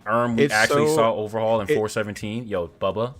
It's so funny that like the thing I think the thing I will always be most known for in this community is my why didn't AFO take overhaul thing. I've seen that everywhere. I see it in all kinds of MHA discussion. I think that's what I'll be most known for forever. Yeah. And Hori finally answered me 2 years later, and the answer was, "Oh, he took it. He just made it worse." And that's so dumb. Why wouldn't he do that? Why didn't he just heal himself? Why? Because technically that means that if he separated the quirk, then Garaki had the other quirk. He could have just if All for One didn't want to use it for whatever reason, he could have just made Garaki use it. You know what I mean? It would have made Garaki's. He could have given it to anybody. He could have gave it to literally anybody. He could have made Garaki use it to, because if he gave it to Garaki would have been able to use it to heal any no-moves that may have gone wrong with his research and fix them up faster. You know what I mean? Because the no-moves in the laboratory back in PLW, they were like freshly born. You know what I mean? He could have used them to accelerate the healing process if he wanted it to. Maybe heal the brain more. You know what I mean? Or Garaki could have just used it on AFO. You know what I mean? I genuinely don't get the whole why didn't he do it, man? Like you have a nuclear bomb in your backpack, but you go for the water gun and just forget the bomb exists. It's like what are we doing? What are we doing, man? Dude, my All for One video is so good. Dude, aging like fine wine in Italy, bro. My God. Sensei, how do you feel about Garaki splitting quirks perfectly but not able to make a bullet that kills you? I think they meant a bullet that doesn't kill AFO, right? Oh, a bullet killed him. Why would it do that? Good night, Sensei. Oh my God. Oh my goodness. See you in chat tomorrow. All right, good night, Nia. Or Naya, I'm sorry. God damn you! I'm sorry. I'm sorry. I'm so used to saying Nia. Good night, Naya. See you later, buddy. Man, I listen. I don't like how man. I guess complicated is the right word, right? I was okay with like the idea of taking a quirk and putting it in someone else, right? Because quirks, you know what I mean? It just sound. It kind of reminds me of like World Trigger and like Tree. I know like comparing it to World Trigger, but in World Trigger they made it clear that in their power system, everybody was born with this gland, this invisible gland in their body, right? And because everybody had it, everybody had different amounts of it, right? So I took that as like quirks, right? Everybody has a quirk. It's somewhere in your body. It affects different parts of your body depending if you're a heteromorph or somebody that like shoots it out, or it's like a self, buff quirk, right? It's somewhere in your body. Everybody has it, you know what I mean? But again, I don't even know how, and I was okay with that, but again, I don't know how quirks are split. You know what I mean? I don't know how quirks are split. Wait. I don't know how they're copied. You know what I mean? What's up? This means that AFO had access to Overhaul even way before the All Might fight. Like the one that lost him his face. True. Yeah. Twice Jaeger brings that up. And Bubba earlier said that it's theorized that the other half of Overhaul was used to make Super Regen, which would mean if that's true, then he had Super Regen even before that fight too. Oh my god, that would make sense. Because it's not like it's a bunch. I doubt there'd be a bunch of people in the world of MHA that's just born with super healing randomly too. Oh man. Oh. So he had Overhaul before he fought All Might and lost. Oh man. Oh man. Chat, he's hurting me. Chat. Yeah, I know the second part is just a theory, but ultimately he had Overhaul before the fight, regardless. Yeah. Whether it was a copy of it or the quirk itself, he had it. You know what I mean? He had it. And he didn't. He still didn't get it even after being. Yeah. Okay. This series is so washed. Oh, God. Don't make me read that. Listen, chat. Okay. What happens now? Again, this needs to be the most desperate battle of attrition I've ever seen in my life. I want it to be, if there is some way that Deku has a method to get back into the Vestige realm one more time, whether it's through his own Vestige, whether the person who has stockpile comes through for the last stretch, whatever the case may be, I hope it is a desperate attempt to somehow get Deku close enough to smash his way into the realm. You know what I mean? I'm talking. Look, we see how Awful One's looking right now. Okay, the Awful One that split in half. The Awful One that had Kudo by the throat and killed him. The Awful One that blew Nana up on a fucking island. Okay? We need that Awful One back now. No more of the shenanigans. No more shit talking. No more being angry. Whatever. No more that. I'm talking about. I need Mineta punted. All right? I need Sero's arms broken. I need fucking. How do we tell him? I need Momo to get black flashed. Dude. How do we tell him, guys? Dude, I'm so serious when I say that this better be like the most insane 1v100 and like just to get Deku close. You know what I mean? I genuinely feel like this is what needs to happen. Because I don't see how this can go any other way. I need the Awful One that was spamming a bunch of quirks like back when Nana was alive, and like you saw all those plants and stuff, and All Might was getting carried away by Serena. We need that. This needs to be desperate to. No, I said Black Flash. I'm just kidding, guys. Don't quote me on that. Please don't quote me on that. Jesus Christ. We've been having AFO. This entire AFO fight before was supposed to be this same kind of fight, and it hasn't been. Yeah. Half of it was AFO stopping to talk to Hawks and like having a chat. Yeah. It was never desperate, and I don't think it's going to be desperate. Dude. Mostly because I don't think Hori knows how fight choreography works for the most part. Yeah. And in some cases, yeah, he's just missing that extra also, point to point. I'll be honest, man. I could see this fight reaching its climax in 2 chapters because 2 chapters is when this volume ends. Damn, we are that close, huh? Yes. So, at least the common thought in my community is 1 more volume. There's 2 more chapters here, and then the 12 chapters that come for the next volume, and that'll be it. I think dude. Okay, and this is another thing I am also worried about, and this is probably gonna be my biggest rant of the day. Okay, Whatever happened, and let me start off with this. I am about to near, and this is not, again, not affecting anybody else's opinions, okay? I'm about to near my hit or miss with MHA, okay? I am very much on the fence with Deku and Shigaraki right now because I don't know what's going to happen. You know what I mean? Now, if we're really about to go this route, right, where Shigaraki has, or, you know, the vessel, right, has died symbolically, and what remains, I need something so impactful to take away from this, right? Like Tenko Shimura cannot be forgotten, no matter what. Okay, and I understand that not everybody knows what Deku's trying to do, but there is so much importance, and I cannot emphasize this enough about the rebuilding of Hero Society after this. You know what I mean? It's genuinely so important for the amount of emphasis that Horikoshi has put on the world is watching, for the amount of emphasis that has been put on that the world had to stand down because they do not want to get involved in this, for the amount of emphasis that we have gotten, the amount of emphasis we have gotten to where people can no longer be bystanders, okay? Something has to come back with Deku. If Tenko Shimura is not going to come back, if the vessel we see in front of us right here is going to end with All For One, whatever this is, you know, whatever version of All For One this is, if they're all gonna both go together, and this is how the story is gonna end, something has to be taken back, and it needs to be a powerful exchange, because you don't get to have stuff like this, okay? You don't get to have stuff like this, and then it doesn't mean something. What insurance, what legacy can Deku take from this and embed that seed into the rebuilding of Hero Society? And I can't stress. Yeah, what's up, buddy? I think the point that we're at now, where, because if I recall, we already read that he was on the verge of saving Tenko or whatever, right? Something like that was said. Yeah, I believe so. And do you feel that the amount of content we got justifies that conclusion already in like no 2 chapters? I felt like this was, and that's what I was saying earlier before you had joined. I felt like this was going a bit too smooth for its own good, truth be told. So I think that part is already over, and to me personally, AFO coming out is the final boss, and I think this will be the end.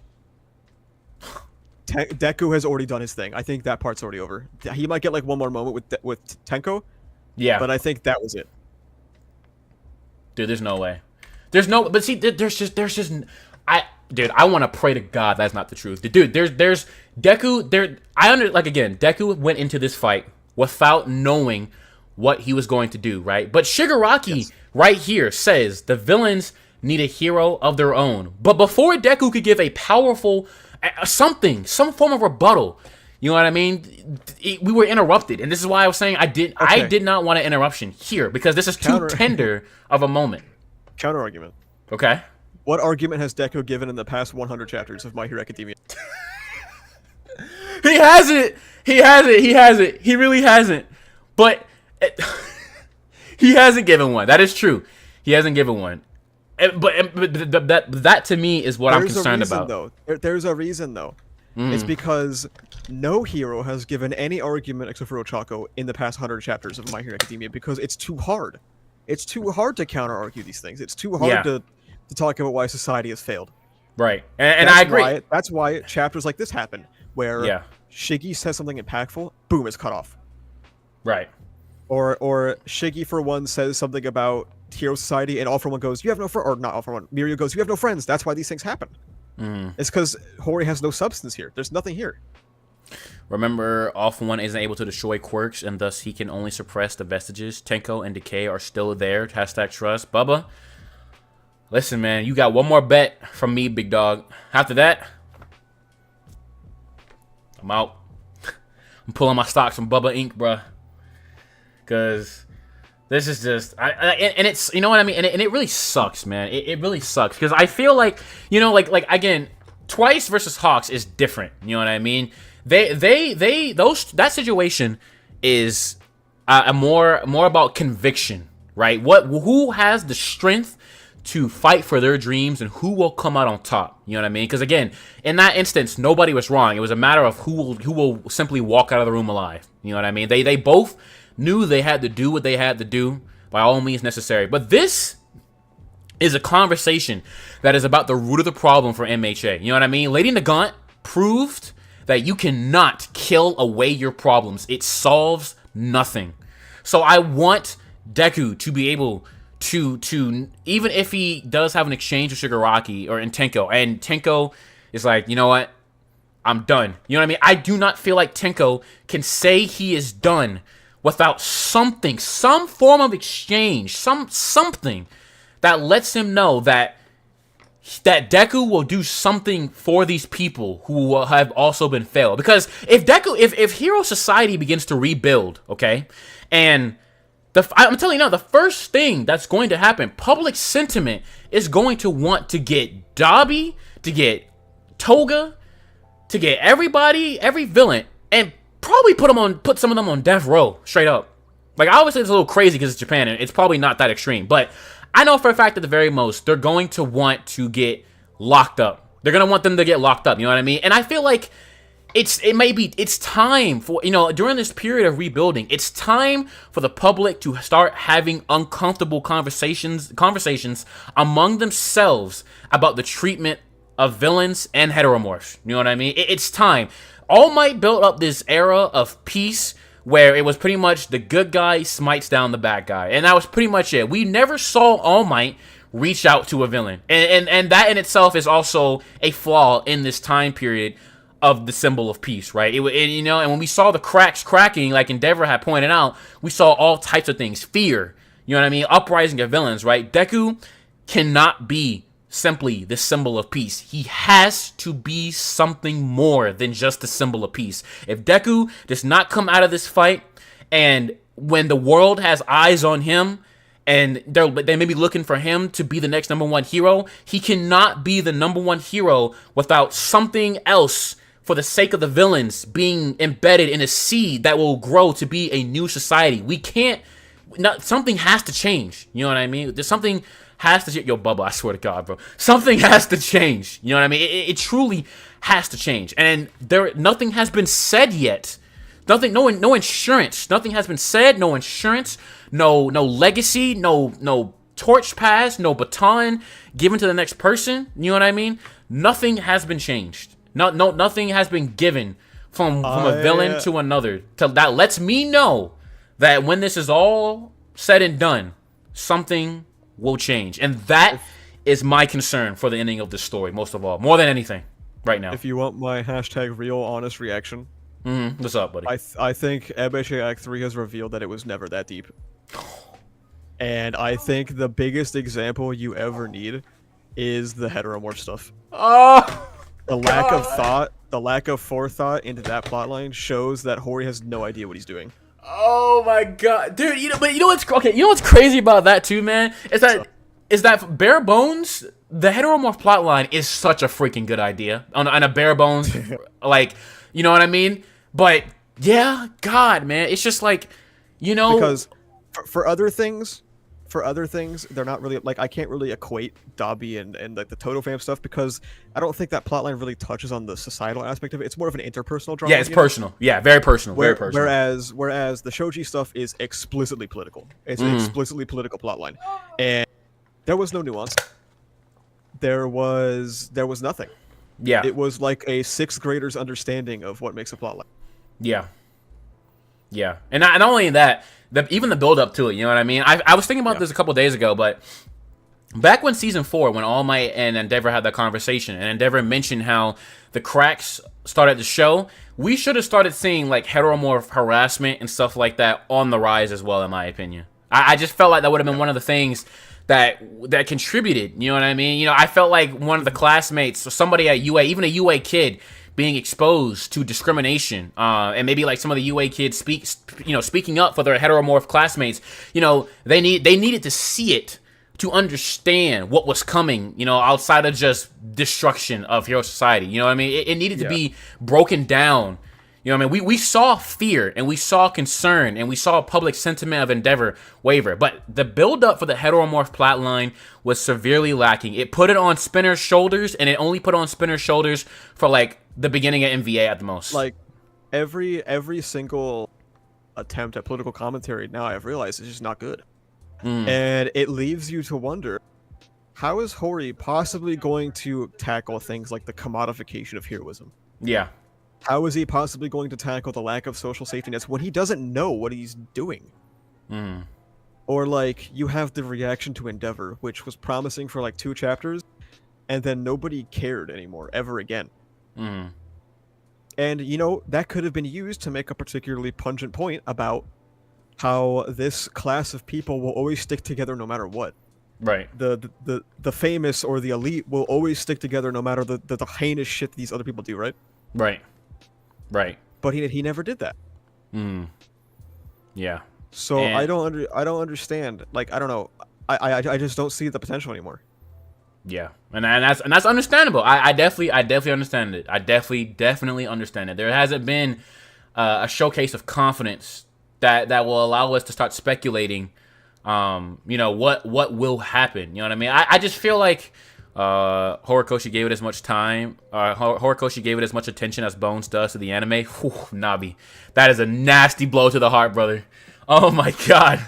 Oh my god, dude. I mean, it's unfortunate to say, you know what I mean? It's unfortunate to say, but you know, it's just like we've had all these outlying situations, you know what I mean? The world has stepped down, and you know, you have people like Lady Nagant who are still, and Hawks, who, you know, that regardless of how you feel about their characters, they're still testimonies to the flaws. You know what I mean? They're valuable people whose input is more than needed for the future of rebuilding society, but that valuable input hinges on what Deku starts it off with. You know what I mean? It really does. And Endeavor, because you know what I mean? Like if again, the public sentiment after this is probably going to be lock these villains up, you know, get Endeavor out of here. Endeavor will not have the power or the public sentiment to beg for mercy for his son, no matter what. They're better off, like, straight up disappearing and just letting Todoroki stay in Japan. And, you know, like, straight up, just Endeavor and Ray and Toya need to just go. Like get out of there. Because I doubt that Toya will be allowed to stay in Japan. They're going to want him dead, especially for the people that he's killed. But, you know what I mean? It's just so much, man. We don't know what's going to happen with the Public Safety Commission. We don't know what Tsukauchi's going to do. We don't know what's going to happen to Toga, Dabi, or the rest of the Liberation Front. And we don't know whose hope. You know, who do we pin that hope on? That something and everything that these people have fought for, whether it be good or bad, that it means something. It has to mean something. I cannot stress that enough. Even if we do not like the current situation with MHA and these current developments, not all of this doesn't matter if it does not mean something when it comes to the Hero Society. You know, the rebuilding of Hero Society. Deku, again, he has to be more than just the number one hero. He has to be more than just a symbol of peace. There is something so much more powerful that he has to be, something so much more important that he has to be. But you know, it all starts with how the public takes it and how the media takes it, and these little things that, you know, are the foundational building blocks. And it's just a lot, man. It's just a lot that we have to hope for. I think it's very indicative of what is going to happen, considering that Deku is maybe 14 chapters from the end and still hasn't said anything. Yeah. He has no plan. He said nothing ideological or rhetorical. He has just said, all for one for all, Shigaraki, I'm gonna save you, and then he lost his arms. And then he lost his arms. And then he got him back. And then he got him back, man. Oh my god, man. Yeah. You know, I genuinely hope that the ending of MHA in terms of like the societal rebuild is one of those moments also where it's just like you feel that Hori knew he wanted to write this, you know what I mean? And it's just like straight flames, but you know, the in between to get there right now is extremely rough. It is not pretty. It is not an easy way. We still have a lot of unknown answers as to what this means, you know what I mean? Because again, you know, you can save a person, sure, but you know, the most important question in MHA, in my opinion, outside of what is true heroism, to the public, is how do we prevent these mistakes from happening, or these tragedies, I should say, not mistakes. I'm sorry.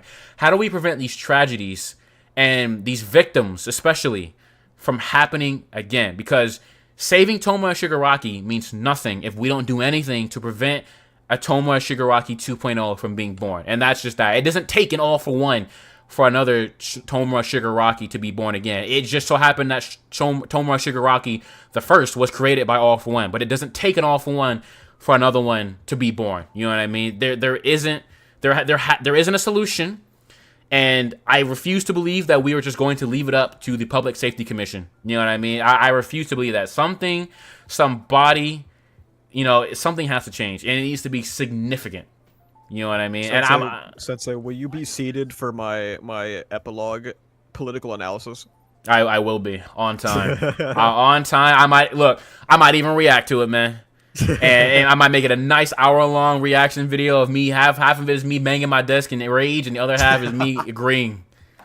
So, does he know? I don't know.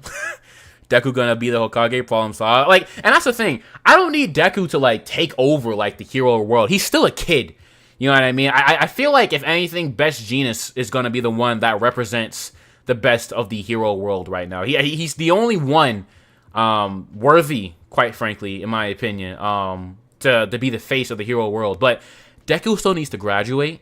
You know what I mean? He still needs to be treated as a kid. But I feel like, again, considering the world has hinged their hope on this kid, he has a right to speak. You know what I mean? And shit, maybe Ochako does too. You know what I mean? When it comes to Toga, I feel like there are just some things that, if you're going to bank on the next generation of heroes to lead you and protect you, then you need to listen to what they have to say. You know what I mean? You can't, you can't ignore them just because. Genus, dude, who else is worthy, Bubba, of being the face of #1 right now? Mirko? Who do you want, Bubba? Who do you want? Someone asks, is it really possible there's always going to be bad parents, people who are taking time home quirks, everyone has state-mandated therapy? It's the same way you do it in real life. It's, you prevent these people from happening to begin with by giving them the resources. To begin with, in Japanese hero society, court counseling doesn't seem to do anything. It's just, hey, be normal, be normal, be normal, be normal. They need these outlets or these ways to help themselves that they don't have. They need these social safety nets that prevent them from turning to crime in the first place. People like Twice didn't just wake up one day and be like, man, my parents sucked, I'm gonna go kill people. People like Toga didn't be like, man, my parents suck, I'm gonna go kill people. It's a very surface level reading of it. Not to say that you're doing that, Chatter. I don't think you are, but some people do, of course. It's the same way you do it in real life. You have to address the root causes that are turning people to turn to what in this society is villainy, but what in real life is just criminality, which is what the entire study of sociology is for. Right.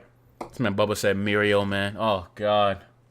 I guess that would be a better job than making him a janitor. Or right now he's got his powers back, but I forgot because he's gone. Shoto can be #1. Yeah, definitely not. Not when public sentiment is going to be all eyes on Dabi and what the Todorokis do after this. You know what I mean? Hori is trying to solve an issue the world hasn't solved yet. That is a good way to put it, Navi. That is a very good way to put it. You know what I mean? There was just, I mean, that's true, but also some of these issues that he is trying to solve do have very clear lines to solve them, or at least mitigate them. Which Hori could take from if he knew anything. Yeah. Society, hero society is flawed. The foundation All Might created is flawed. They got too comfy. They got too safe. People are not, and the idea of heroism was, it's been false for a long time. You know what I mean? We got to talk about what is true heroism. And I feel like that's where we first need to start. If we don't establish the foundation of what true heroism is, then we can't weed out these people who are willing to look away from the child on the street and the people who will help them. You know what I mean? We gotta roll back so much stuff. There's so much stuff that I feel the Public Safety Commission has done that needs to be rolled back There's so much stuff that they need to improve upon with court counseling, going a step further than just simple court counseling. You know what I mean? And there's just so much stuff, and and there is a lot of unresolved, plot lines and even ideas. You know what I mean? That could have been introduced and worked at, but that the epilogue of this series, man, I feel like it's gonna make or break the series more than anything we've dealt with thus far. To be honest with you, because I just feel like I just feel like if we go through all of this, all of these ups and downs, all of these 10 out of 10 chapters and these 1 out of 10 bottom of the abyss chapters, you know what I mean? If we go through all of these and it doesn't amount to something substantial that shows that a new age of not just heroism but society is upon the hero world, then all this is for nothing. My MHA has its very personal moments and its very personal ideals, right? With Deku feeling like he must save this kid, and Toga and Ochako, right? That's personal. But at large, the story of MHA is much bigger at large. You know what I mean? It really is. I may not feel like it right now because things have been so interconnected and so diminished and hurt in retrospect. You know what I mean? But it really is a big, impactful story, and we need this epilogue to not shelve and ice the league and hit them with the atone for your crimes. You know what I mean? They should still receive some punishment. You know what I mean? Because they shouldn't just be pardoned. I don't expect Deku to hit the Naruto Hokage pardon with like he did with Sasuke. You know what I mean? But they just can't shelve these people and pretend that everything that they did, you know what I mean, just deserves punishment and that's it. People need to start asking themselves, how in the world did it get to that point? Why did it get to that point? And how can we make sure that there's no more PLW? There is no more final MHA war arc. There's no more, Meta Liberation Army. How do we prevent that from ever happening again? If we don't get those questions answered, the Horikoshi is going to end up shooting himself in the foot, and I'm gonna be very, very disappointed. Very disappointed. People are saying that Hori is trying to solve something that has no solution, but it's not really how it works, man. Just because we haven't solved it doesn't mean there's no solution. Yeah. Even if right now we don't see the light at the end of the tunnel, there is a tunnel. There is a tunnel that we're gonna have to walk through. TBH, Toga can be pardoned. Women should be allowed. Yeah, Bubba. Yeah. Nah, this dude, man. Women should be allowed hobbies. Yeah, all right, man. I think Toga. Yeah. I don't know, man. It's plot twist. The epilogue doesn't even happen, and the last scene of the series is just a triumphant last punch from Deku. I think we have 14 chapters left. I think the final fight will resolve shortly into the next volume. However, I do think that because it's a final volume, it'll have way more pages, and those chapters for epilogue will be bigger than the standard chapters. That's a good point, actually. Yeah. That's a good point. I can believe that. I can definitely see the last set of chapters being longer. Some series do that, where they kind of just ball out. Just actual child, guys. Actual child. This dude, man. God, I hate you. I hate you so much. I hate you so much. This dude got me off guard, man. Oh my God. I do feel like. This guy said, "You ready to jump on the JJK train?" Oh my God, dude, be serious, bro. Ron, I'm gonna tell you something, okay? Gege ain't safe either, right? This battle of attrition he's writing right now, buddy, old pal, old chap. Bro talking as if JJK is not finishing before MHA. Dude, I'd be surprised, man. I'd be surprised. Man, I don't even want to. It's crazy, man. These major shonen series, man, just have some rocky final arcs, man. It is insane, man. Like, we haven't had a smooth, truthfully speaking, the most unproblematic series right now in terms of like pushing towards the finale. Unironically, it looks like Yosafam and Undead Unluck are pushing in that direction. Oh, unironically, listen, you can say stuff might be boring. You know what I mean? And, like, you might roll your eyes, but in terms of problematic and, like, straight up be like, this is terrible, you know what I mean? Like, they've treaded on a thin line. You know what I mean? It's just crazy, man. It's just crazy. JJK Hype had everybody in a bundle season 2, and then here we are, Still at the same battle of attrition. I think Yosefam's time skip did real life damage to me. Dude, listen, I'm gonna need you to overlook it, okay? That shit was like buckshot, dude. Dude, listen, please overlook it for me. Please overlook it, just this once. I don't know if I can, dude. I miss Taio so much; it's unreal. Okay, what if Kyoichiro dies? Ooh, that might be flames. You see what I mean? Yo, we gotta talk about that later. Because there's been some. I actually haven't read today's chapters. I need to. Have not read the past 2 yet. I was gonna read stuff today, but I've been apparently on a live stream for the past 4 hours. Oh my god, yeah, we've been. Oh my god, it's almost 2 hours, man. Oh man. Okay, but I streamed for 2.5, and then I came right on here. Oh my god. Dude, I appreciate it, man. What a day, man. We got the duo, dynamic duo for the one time, man. Spoilers, Jordan. What spoilers?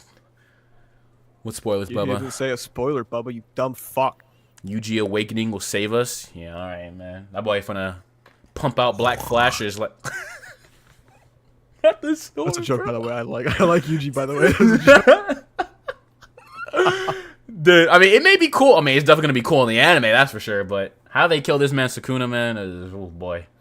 Oh boy, it's gonna take everything and some more, man. I'm waiting. Dude, listen, man. I'm not gonna lie. I'm just waiting for Gojo to come back, man. I'm waiting for it, man. I'm waiting for it. I know it's coming, and when it does, because it will be so funny. It would be, dude, the greatest day on that community. I would actually create the most egregious memes ever to exist. I'll give JJK credit. It might be the best 5 out of 10 out there. Yeah. By far. People have been blinded by Shibuya, I believe. Oh, definitely, man. I like Shibuya better because of what the anime did, but I did not rate. So good, man.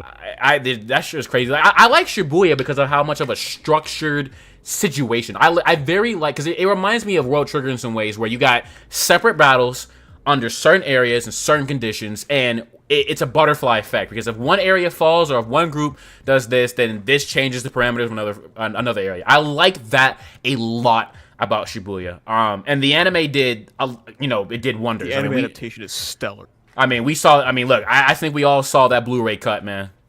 Dude. Oh my god. I am the progenitor of JJK distaste. I have not enjoyed JJK that much since I started reading it, which was before Shibuya started. Yeah, I'm a fan of Hidden Inventory better. Yeah, I'm a fan of Hidden Inventory. Shibuya was cool. I don't think, if we're looking at PLW versus Shibuya still, I still got PLW, Shibuya's but better. Stop it.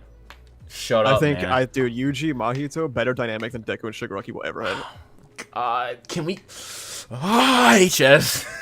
It's not something I agreed with until Act 3, but it's true now.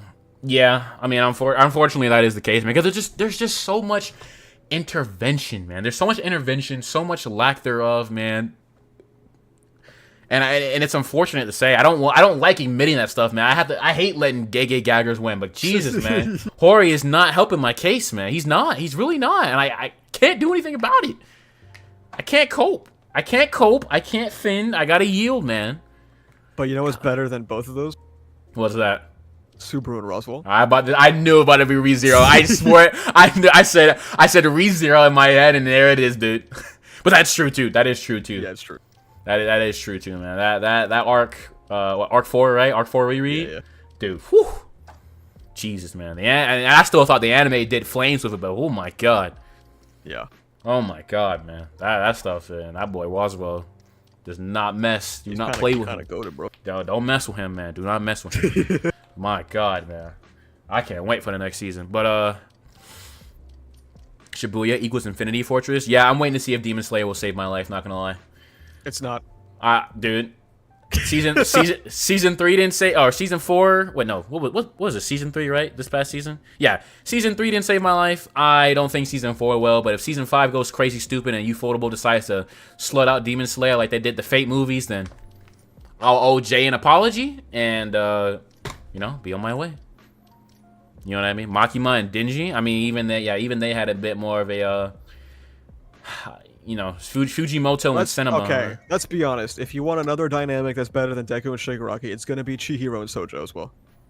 Oh, God. Fucking Kagura, gosh damn, Bachi. How was today's chapter? I haven't read that one either. I haven't read it either. Oh my god. Okay, I'm gonna read it after this then. Oh my god, man. Oh my god. Like, what are we doing, man? How do we let Kagura Bachi catch up in this department, man? Like, what are we doing here? What are we doing? God, I don't hate Horikoshi. I'm sorry. Oh my god, man. Oh my god. Demon It's okay Slayer. to scream at least once, dude. I would scream if my sisters weren't studying. I don't want to get executed. Demon Slayer epilogue might disappoint you unless you like Bleach. I am not the biggest Bleach fan right now. I did not like Core 2 of the 1,000-Year Blood War as much as I like Core 1. I'm waiting. I'm an anime only for Bleach though, so come back to me in about like 2 years and we'll have this conversation, Dan. It's so ass, dude. Have you read Bleach? No. Oh, okay. This dude, man. I thought he was serious, man. Kagurabachi is the best 7 out of 10. Can we get this guy timed out? Yeah, Aiden, I'm sorry, man. We're gonna have to. Mods crush his skull. Yeah, mods. Actually, I need some mods. Not gonna lie. Probably should get a handle on that. Man, watching the Stokes getting washed, the live stream, man, dude. Oh my god, I hate that MHA had me feeling like this, man. And while I was gone, because for those who aren't aware, I took a break from social media around February. I wanted to just consume in peace for a little while and just kind of, get the noggin back on straight. I knew for a fact that, like, all these chapters back in February, I know they didn't go well with people. I know that these did not go well, man. I know people did not like this. The shooting of the Vestiges back in Shigaraki and whatnot. I know people did not like that stuff, man. And I'm just trying to mentally prepare myself, man. We got another season in a couple of weeks, man. Oh my god. Yeah, somebody wake this guy up, bro, please. We have another season in another weeks, man, and I'm about to deal with 25 weeks of complaining. Oh. I mean, rightfully so. The front lines of the complainers as well. Please don't do it, bro. Please, just watch Yoza instead and be free. Not on Twitter though. I'll stream the episodes like I always do and be like, yeah, this sucked, and then I'll move on. Yeah, dude, it's gonna be a rough time, man. I feel like new OP will save lives, dude. I hope so, bro. I feel like the OP is gonna smack just because Naomi's at the helm of the situation. You know what I mean? You and Bubba got a lot more common than you might. We may hate each other. But damn it, we love some cope. Yeah. Dude, we love some cope. I mean, it is TK, man. You gotta respect TK, man. Can't wait to a trash taste to say MHA fell off for the 4th time in a row. Oh man, my god, can they invite me? Dude, let me tell you something now. I would do anything to sit down with Grant, Connor, and Joey in a room and talk about MHA. I would probably come off the fucking goop, man, and just be like, listen. I don't know why you all are watching Academy of Heroes, but no, they gotta let me on, bro. Dude, stop, bro. You would actually set the MHA community back like 50. Yes, dude. Well, you see, no, because they have criticisms of MHA that I don't agree with either. Oh yeah, definitely. Yeah. I would give them all the good reasons to not like MHA. Yeah, that is true. That's a good point. Fuck, unfortunately, that's true. And Grant still likes MHA. He said in a recent live stream when he did his what I'm watching for spring watch list video, he did say that he enjoyed season 6 quite a lot. He says that season 6 was the best season for him in a long time.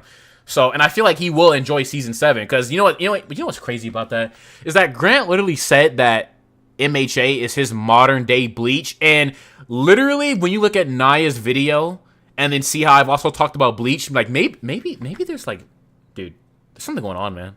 Or Garnt, yeah, I'm sorry, Garnt, my bad, Navi. Yeah, man, it's just man, oh man, it's about to be a time, but yeah, people, this is where we're at right now. I just gotta hope that All For One beats the brakes off of everybody on the field right now. Copium, yeah, Max Copium. Please just beat the brakes off of everybody. Don't hold back. For the love of God, please don't hold back. When are you finally just gonna admit that I've been right the entire time, man? Yo, why do you hate me so much, bro? I What? don't. I'm trying to What? save you. Dude, you're not saying you. Did you see? You saw what I typed the other day, bro. I'm too far gone. I must commit and bear my sins. You must witness my anguish. He said. Dude, chat. I'm straight up delusional. Okay, in this DMS DM.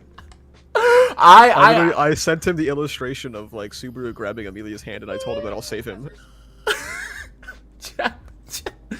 Dude, I'm not gonna lie, chat. It's looking grim. It's looking grim for MHA, man. Like I don't like saying this obviously because I still enjoy the series quite a lot. You know what I mean? You know, I accept the flaws of the series, but this is it's getting hard for me to be like, all right, I can overlook this. I can't overlook this stuff. Not this. Not these weird 2 chapters. Is also yesterday at 7:17 p.m. You also said you will rue the day you didn't join me. I'll stand on Brigader's corpse lonely at the top. Bubba, don't listen to that. He's exaggerating. He's exaggerating. He's exaggerating. That's not what I said. That's not what I said. But you spelled Brigader's wrong as well. that's not. I didn't say that. I didn't say that, Bubba. He's lying. He's actually lying. He's trying to get me in trouble with you. I didn't say that. He has no proof. But yeah. I think that's screenshots. Still, there's none in the screenshot, Bubba. I just took them. God. I got haters, chat. This haters and ops. Nobody wants to see Sensei win, man. Nobody wants to see Sensei win. They're always against me. Every year, Asa is at my doorstep with an L in his hand, waiting to give it to me. At the Every single episode of MHA that airs, I message him and be like, "It sucked, right?" dude, when that episode of Deku versus Shigaraki in season 6, bro, this guy was waiting on me, man. Was waiting on me. He was like, "Hey, man, I like that episode." I was just like, dude, I was I don't think I can truly ever hate MHA. It just means too much to me, LML. But some of these decisions, oh boy, yeah, man, that's pretty much what it comes down to, man. I just hope that Horikoshi doesn't give me a reason for me to overlook, like, not even overlook, go past that point where I genuinely do start to like get upset. You know what I mean? Like, I genuinely, I don't like a lot of these decisions, but it ain't over till it's over. And for all I know, this man Horikoshi could redeem himself in some miraculously God tier golden pen, golden paper writing way. You know what I mean? But yeah, I'm not an op. I'm not an op. I just make sure you're grounded, okay? Grounded. Guys, please save me from him. Please save me. Every day I wake up, I just know he's waiting. He's just waiting to strike me down with a new hoary, terrible writing decision. But yeah, I think there's a lot of writing on a handful of chapters. Yeah, I know, and that's why it's scary to even be at this point. But it's okay, Sensei. No one is as delusional as me. Oh, I hope that's the case, man. It was crazy. I was talking to Bubba, and Bubba told me with a straight face that he thinks that Deku is better than Subaru, and Subaru has no moments that come even close to Deku at the first exam arc. Bubba didn't say that. He did. I promise you. Anyone who was on stream was there. Are you serious? Bubba, did you actually believe that? Bubba, hold on. Bubba, hold on. Bubba, speak up for a second, buddy. I need you to Asa killed Sensei and the Archangel's take. Dude, the final blow is coming, man. I want to be able to scream vindication that Horikoshi will write what needs to be written the right way, but man, I can vouch. Oh, Bubba.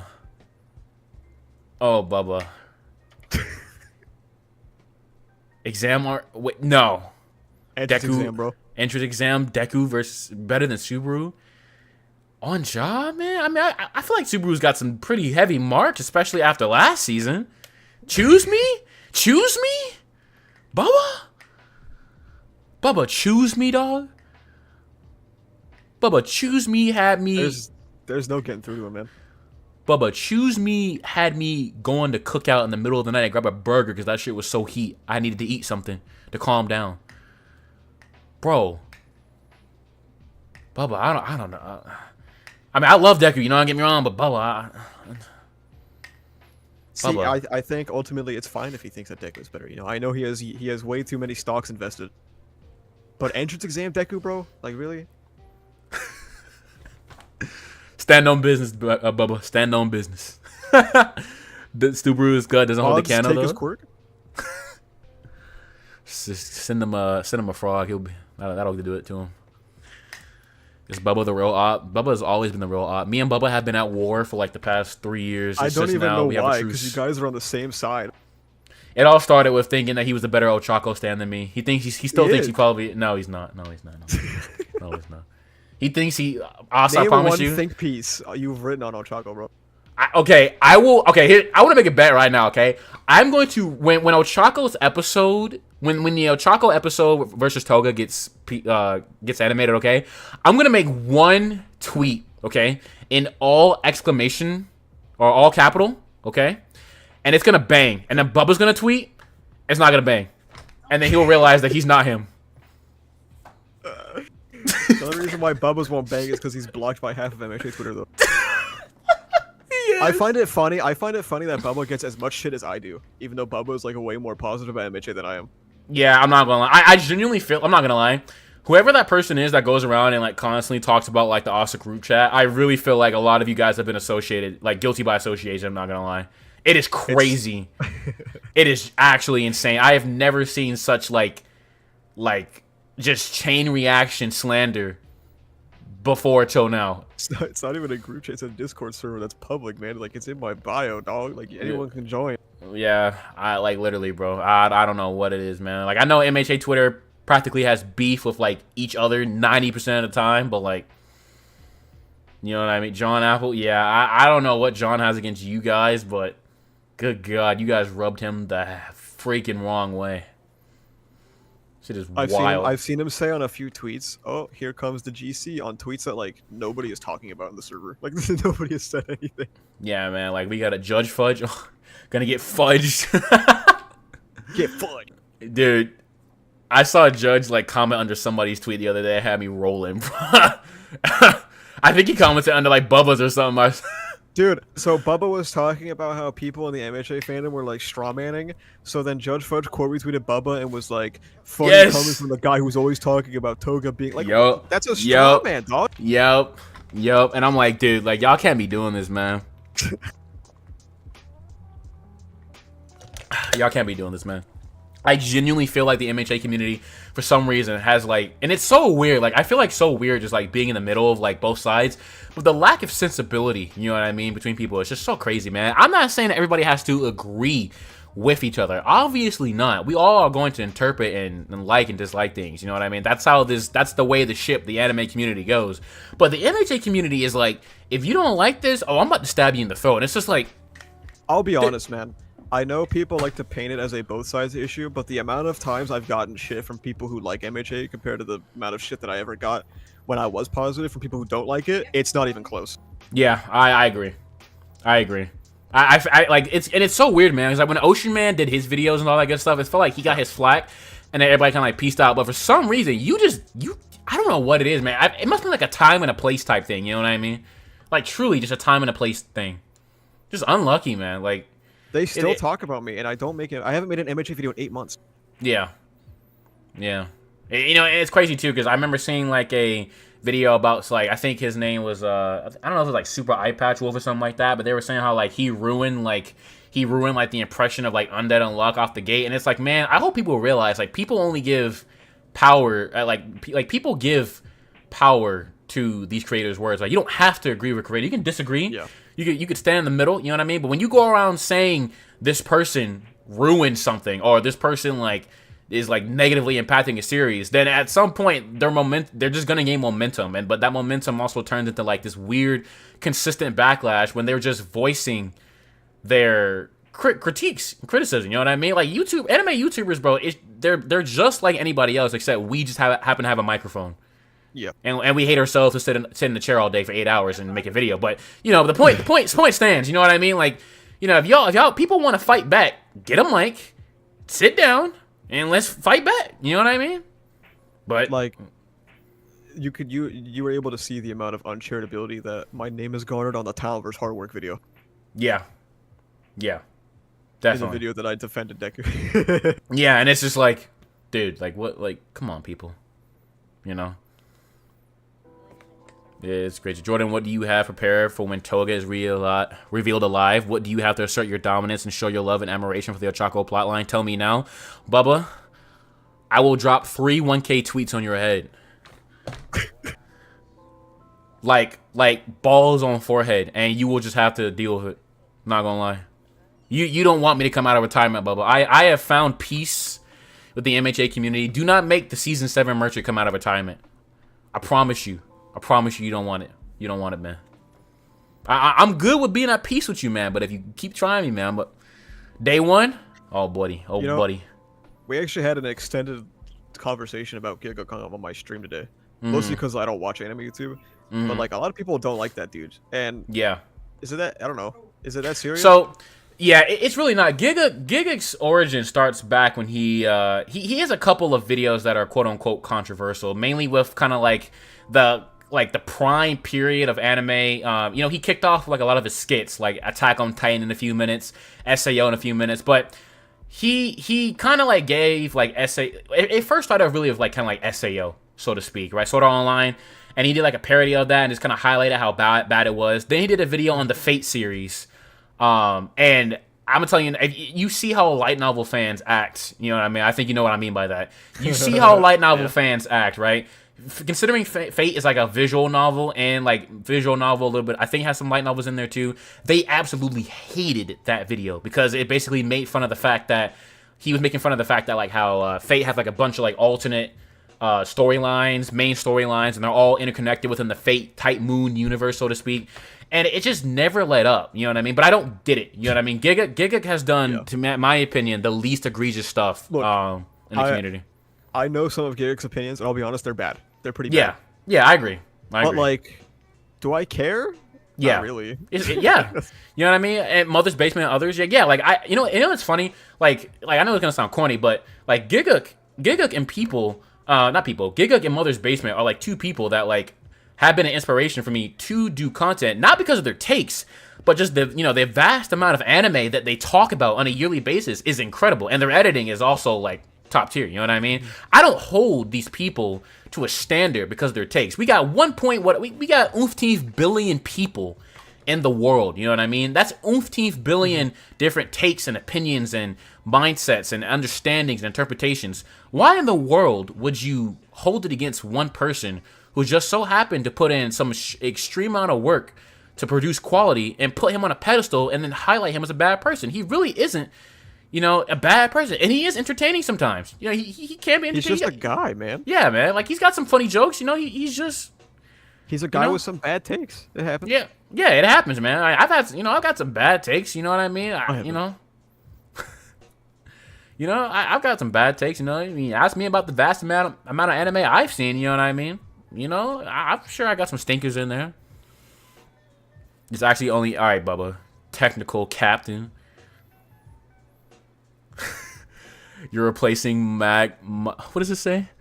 Manga Man Drew. You're now Endeavor. You won't know now, but you will soon. Dude, that's so ominous, bro. It's like a prophecy. You don't know now, but you will soon. People exactly. They're not bad people. Just disagree with their takes. Yeah, man. People just got to stop putting weight on others' words just because they got clout. Exactly, man. And it's like, how do you think people got this clout? You know what I mean? They earned it. You know what I mean? Like, especially Giga. I've sat down and watched his video about when he, before he became a YouTuber. Man, this dude was miserable, man. He worked at the BBC, had to run a train like an hour away. Came home and worked late into the night on multiple scripts. Had to come back home with family and save money. Thankfully he had a supportive girlfriend, Sydney, before they got married. That was like, if you want to do this. But he was miserable before he became what he was, man. He earned it. You know what I mean? I'm not trying to meet right, but he truly did earn it. You know what I mean? A lot of people vastly overestimate how much luck is involved in doing this. Yeah, especially that, man. Like, because I mean, truth be told, like, I can understand, like why certain skits do well. You know what I mean? But like, doing videos that cover like the entire year of anime, you know what I mean? Or just talking about like a specific show or series in general, that can be hit or miss, you know what I mean? But he built himself up so high with the skits back in the day that it has foundation there. You know what I mean? From there, he's been able to talk about, you know, Freyrin. He talked about Ushinoko before they got animes and they blew up. You know what I mean? He talks about the year of anime that's why, if you guys check out my channel, that's why I've got a video I do every year at the end of the year that talks about anime of that year, starting from winter 2020, whatever, you know what I mean? And I just go down the list. I love that, and I take inspiration from that, but I do it like me, of course, you know what I mean? You know, he's really not a bad person, man. Like, you know, bad takes do not make a bad person. Yeah, allegedly, yeah, for now. Jesus, God forbid, bro. One day, if I wake up, I get the Gigic hard drive tweet, bro. Oh, God. Bro. Gigic has a video titled ReZero is no masterpiece, but listening to him talk about it, I wonder if we watched the same series. That's the video where you said ReZero has no themes, yeah. Interesting. It's a really bad video. People should put weight on my words to be for real. To be fair, my aura moves mountains. Yeah, alright, bro. You cause landslides, bro. This is the fundamental thing, and I talked about this in my talent versus hard work videos, that people tie so much of it. Like, Giga said some stupid fucking things about ReZero. Do I care? No, not really. Yeah. It's not that serious, man. Whereas I said some things about MHA people don't like, and like, people want me dead, bro. Yeah, and it's crazy, man. It's like, I don't know if it's because like Pineapple kind of just like fell back on the MHA coverage, that like now it just looks like we only talk about the negative stuff. You know what I mean? I mean, that's just how it is, man. Like, it happens, man. Nobody's talking. I mean, you know, Black Clover. Granted, it's monthly now. You know what I mean, or a couple months now. But I mean, you know, that kind of, you know, stuff. It's okay for stuff to fade out. You know what I mean? I feel like MHA has had its time in the sun. I specifically remember the day Bakugo got revived. Yeah. Pineapple was like, I'm done trying to take this series seriously. I'm just gonna talk about cool shit. And that's it. Yeah. Yeah. You know, I can't blame him, man. I mean, he's been around for the longest. You know what I mean? One of the people around for the longest. He's you know, he grew a good size from MHA. You know, granted, it wasn't his foundation as people like to make it out to be, because his foundation really was Naruto, whether people believe it or not. Because I was around way back when he was just doing Naruto content. But, you know, I mean, you know, I think MHA not being covered as widely as it is, it's just a product of its own, you know, tough times, man. I mean, season 5, the rearrangements, then. I mean, like, everything in between. Even I don't like to constantly pump out negative MHA videos. That's why I don't do it anymore. I have nothing good to say. So, like, yeah, why? yeah, like, and that's another thing too. I hope people understand. You know, nobody wakes up one day and it's like, man, I want to shit on this series so gosh damn bad, man. Like, you know what I mean? Nobody wants to wake up and do that. But, you know, unfortunately to say, being critical is synonymous with controversy when it comes to anime YouTube. You know what I mean? You be critical of something, you talk negative about it, it will lead to controversy. Literally, I'm pretty sure Chibi made a video on Critico's tweet because he talked about Mushoku Tensei, and he was like, if you watch Mushoku Tensei, like, you're like a bad person, which is kind of a silly tweet to make. It's a silly tweet, but it's anti-MT, so I'm gassed. I'm gonna go find that tweet. But you know what I mean? It's like, you know, every little bit of controversy makes it onto anime YouTube these days. You can, and that's the thing. People need to understand. We as creators especially cannot grow if we just hype everything up. We need to stay constructive. You know what I mean? John Apple made a tweet saying how I spend all my time making MHA and JJK, like verse JJK videos every week. Can you name one time I've done that? The assumptions are indeed crazy, brother. Can you name one video I've made that's like JJK versus MHA? Like, if he said MHA versus ReZero, that would be valid. Dude, Naya put in more work than that, because they're the one who made the JJK versus MHA thing, you know, back in the OG chat, you know what I mean? So it's like that was more work than you ever put in for a comparison video like that, you know what I mean? Every piece of JJK content on my channel is negative towards JJK. Yeah. How does Black Clover have a better handling of racism with Else before 100 chapters than MHA with the heteromorph? I really don't know. I really don't know, Titania. I really wish I knew. I mean, Hori just genuinely, I don't know. I felt like once after season 4, and then we started going into MVA, it just, you know, he just was ready for Avengers Infinity War, basically. You know what I mean? So, I haven't watched past season 1 Mushoku Tensei. I didn't hate it, but the amount of controversy about it makes me want to not continue. I understand. You know, I get I get that, you know, there's ideas of like not letting other people ruin experiences for you, but Mushiko Tensei truly is a special case that I have seen in the last 10 years of being in this medium. I have never seen such offense and defense at the same time from Mushiko Tensei. I truly haven't. Don Machi, Shield Hero, Classroom of the Elite, Slime, none of those light novel series get that same amount of defense. Now, granted, none of those series have nearly as much complicated or controversial things going on, but I never knew light novel fans can move so aggressively. You know what I mean? Like, they are insanely aggressive, man. Insanely aggressive about Mushiko Tensei, and it's insane. And I wish Chibi would stop like contributing to like the anime community nonsense, because it just like riles those fans up to go harass the person in question. Like, they are all in Critico's mentions. Go ahead, man. Sent to Chibi. Go right ahead, man. Like, was this a recent thing that you're talking about? Yeah, Critical. What's today? Friday. I think Critical got jumped on the timeline like Wednesday, or let's say Sunday. I'm sorry, Friday. Yeah, he got jumped like the other day. If you go check his account, you can see it. The other day, he literally got like jumped, and then if you go to Chibi's video, his tweet, I'm pretty sure is like in that video. He just blurred out his name and all that good stuff, but he blurred out Critical's name.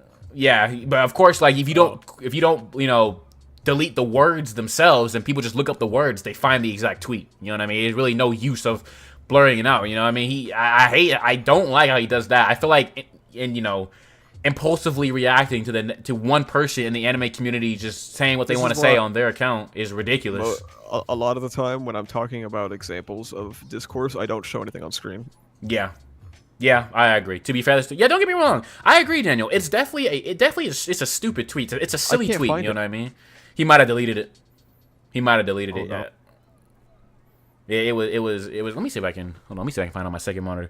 Yeah, man. Hold on, I got you. I'm gonna pull it up on my second monitor right now. If it's still there, he might have actually deleted it because he was getting jumped. He was literally getting jumped. In his mentions, like for like 2 days straight. Yeah, no, it's oh man, hold on. Yeah, he might have actually deleted the tweet.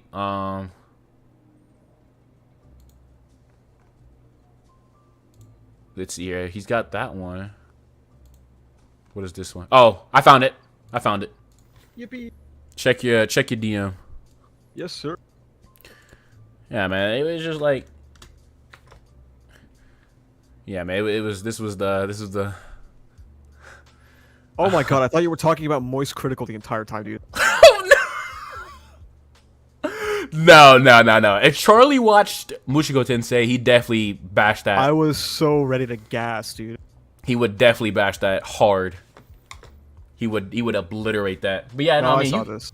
Yeah, bro, that's crazy stuff, man. Crazy. It's not correct. I think it's a bad tweet. Yeah, I agree. No, I definitely agree. Like, I don't know, man. It could have been worded. Like, don't get me wrong. I definitely think that like if you are somebody that enjoys the antics that Rudis does, then yeah, you could definitely look at them sideways. You know what I mean? But like, yeah, you know what I mean? Because that stuff's that's just not cool. Like again, like he makes the point of like, you know, the series minimizes the severity of, you know, I think you can make stuff. Like all that stuff is true. Yeah. But, like, I don't know. I guess if you frame it like he did, where if you defend it, but like, yeah, it depends on what part you're defending. Yeah. Right. Yeah. I agree. Because like I'm still watching Mushiko Tensei just because I don't like to drop stuff if I can find something you should to enjoy. Drop it. Don't worry, buddy. I'm still peeping ReZero. Right? Don't worry. It ain't coming close. You know, I'm still tagging along for the journey, but you know, I don't defend Tensei. That to me is like a light novel readers just be out on full defense for us though. You know what I mean? Like it's crazy. You know what I mean? It truly is crazy. I stopped looking on anime Twitter. One Piece fans is Naruto's fans every day, pissing me off. Yeah, I mean, it gets easier when you look away. It really does. It really does. Hori didn't plan heteromorph racism. He just got to the end and saw that he didn't have anything for Spinner to do and went like, what Western media can I surface level copy? Pro copyright. It's anime 90s and yeah. Yeah. It's crazy, man. I don't know, man. The Percept Series A greater than Series B tweets got me losing brain cells. That's why I left. Read Bubba's message. Read Bubba's message. Oh, in my DMs. No, in chat. It's right there. Don't worry, you can see it. Average awesome. Average. No, below. Don't avoid it. Yozakura. Yo, I was joking when I said that. I was trying to piss off also. Okay. Come on, Bubba. Come on, man. Don't do me like this. See what I mean, chat? Offs. This is why we are constantly at war. It's really insane how majority of conversations about anime just come controversy. Yeah, and hating. Yeah, man. I genuinely feel like the anime community just doesn't know how to like talk to each other, man. It's like people want you to have this sort of shame or like less appeal towards their favorite thing because that person feels like that said thing is just not as good as their own favorites. You know what I mean? And it's just like that's not how opinions in a community works, man. Like everybody has a different top 10. Everybody's gonna have a different thing that they like and dislike. You know what I mean? But sensibility and the ability to just look at somebody or listen to somebody and be like, I get you, I hear you, I don't agree with you, but I hear you. You know what I mean? Like that right there is just a core missing element from the anime community. And I understand why content creators don't interact with the anime community at large. They create their own community and create that safe haven because trying to interact with the community at large is hell, aka the MHA fandom. You know what I mean? That yeah. Verbatim, man. It's ridiculous, man. I've never seen such a crazy community of people until I got to the MHA community because it's just like I'm not even talking about shipping. Shipping is whatever. That is what it is, man. You know, people either gonna cry or laugh depending on how that comes to be. I'm just talking about the fact that all of us are like grown people, you know what I mean? And even if we do not agree with each other, even if we have completely different takes on the story, the way people insult each other and just go off the rails over a piece of fiction, granted, it's rooted within passion. And don't get me wrong, I understand that there are people who are extremely passionate. I've seen people, you know, a lot of Marvel folk. I forgot his name, but he's a YouTuber who's always at Marvel premieres, and he like has his crew, and they decide, and sometimes they get passionate, you know what I mean? But they aren't calling each other out like names and all that good stuff. You know what I mean? It's often a place of passion, but people get so freaking heated, man. They get so freaking heated. It's like you can't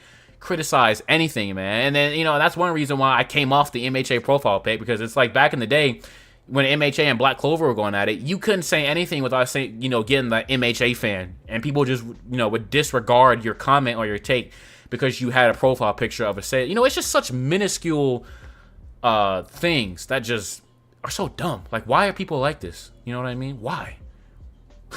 So much hate, man. So much hate in their hearts, man. It's like, let's just talk, man. Let's just talk.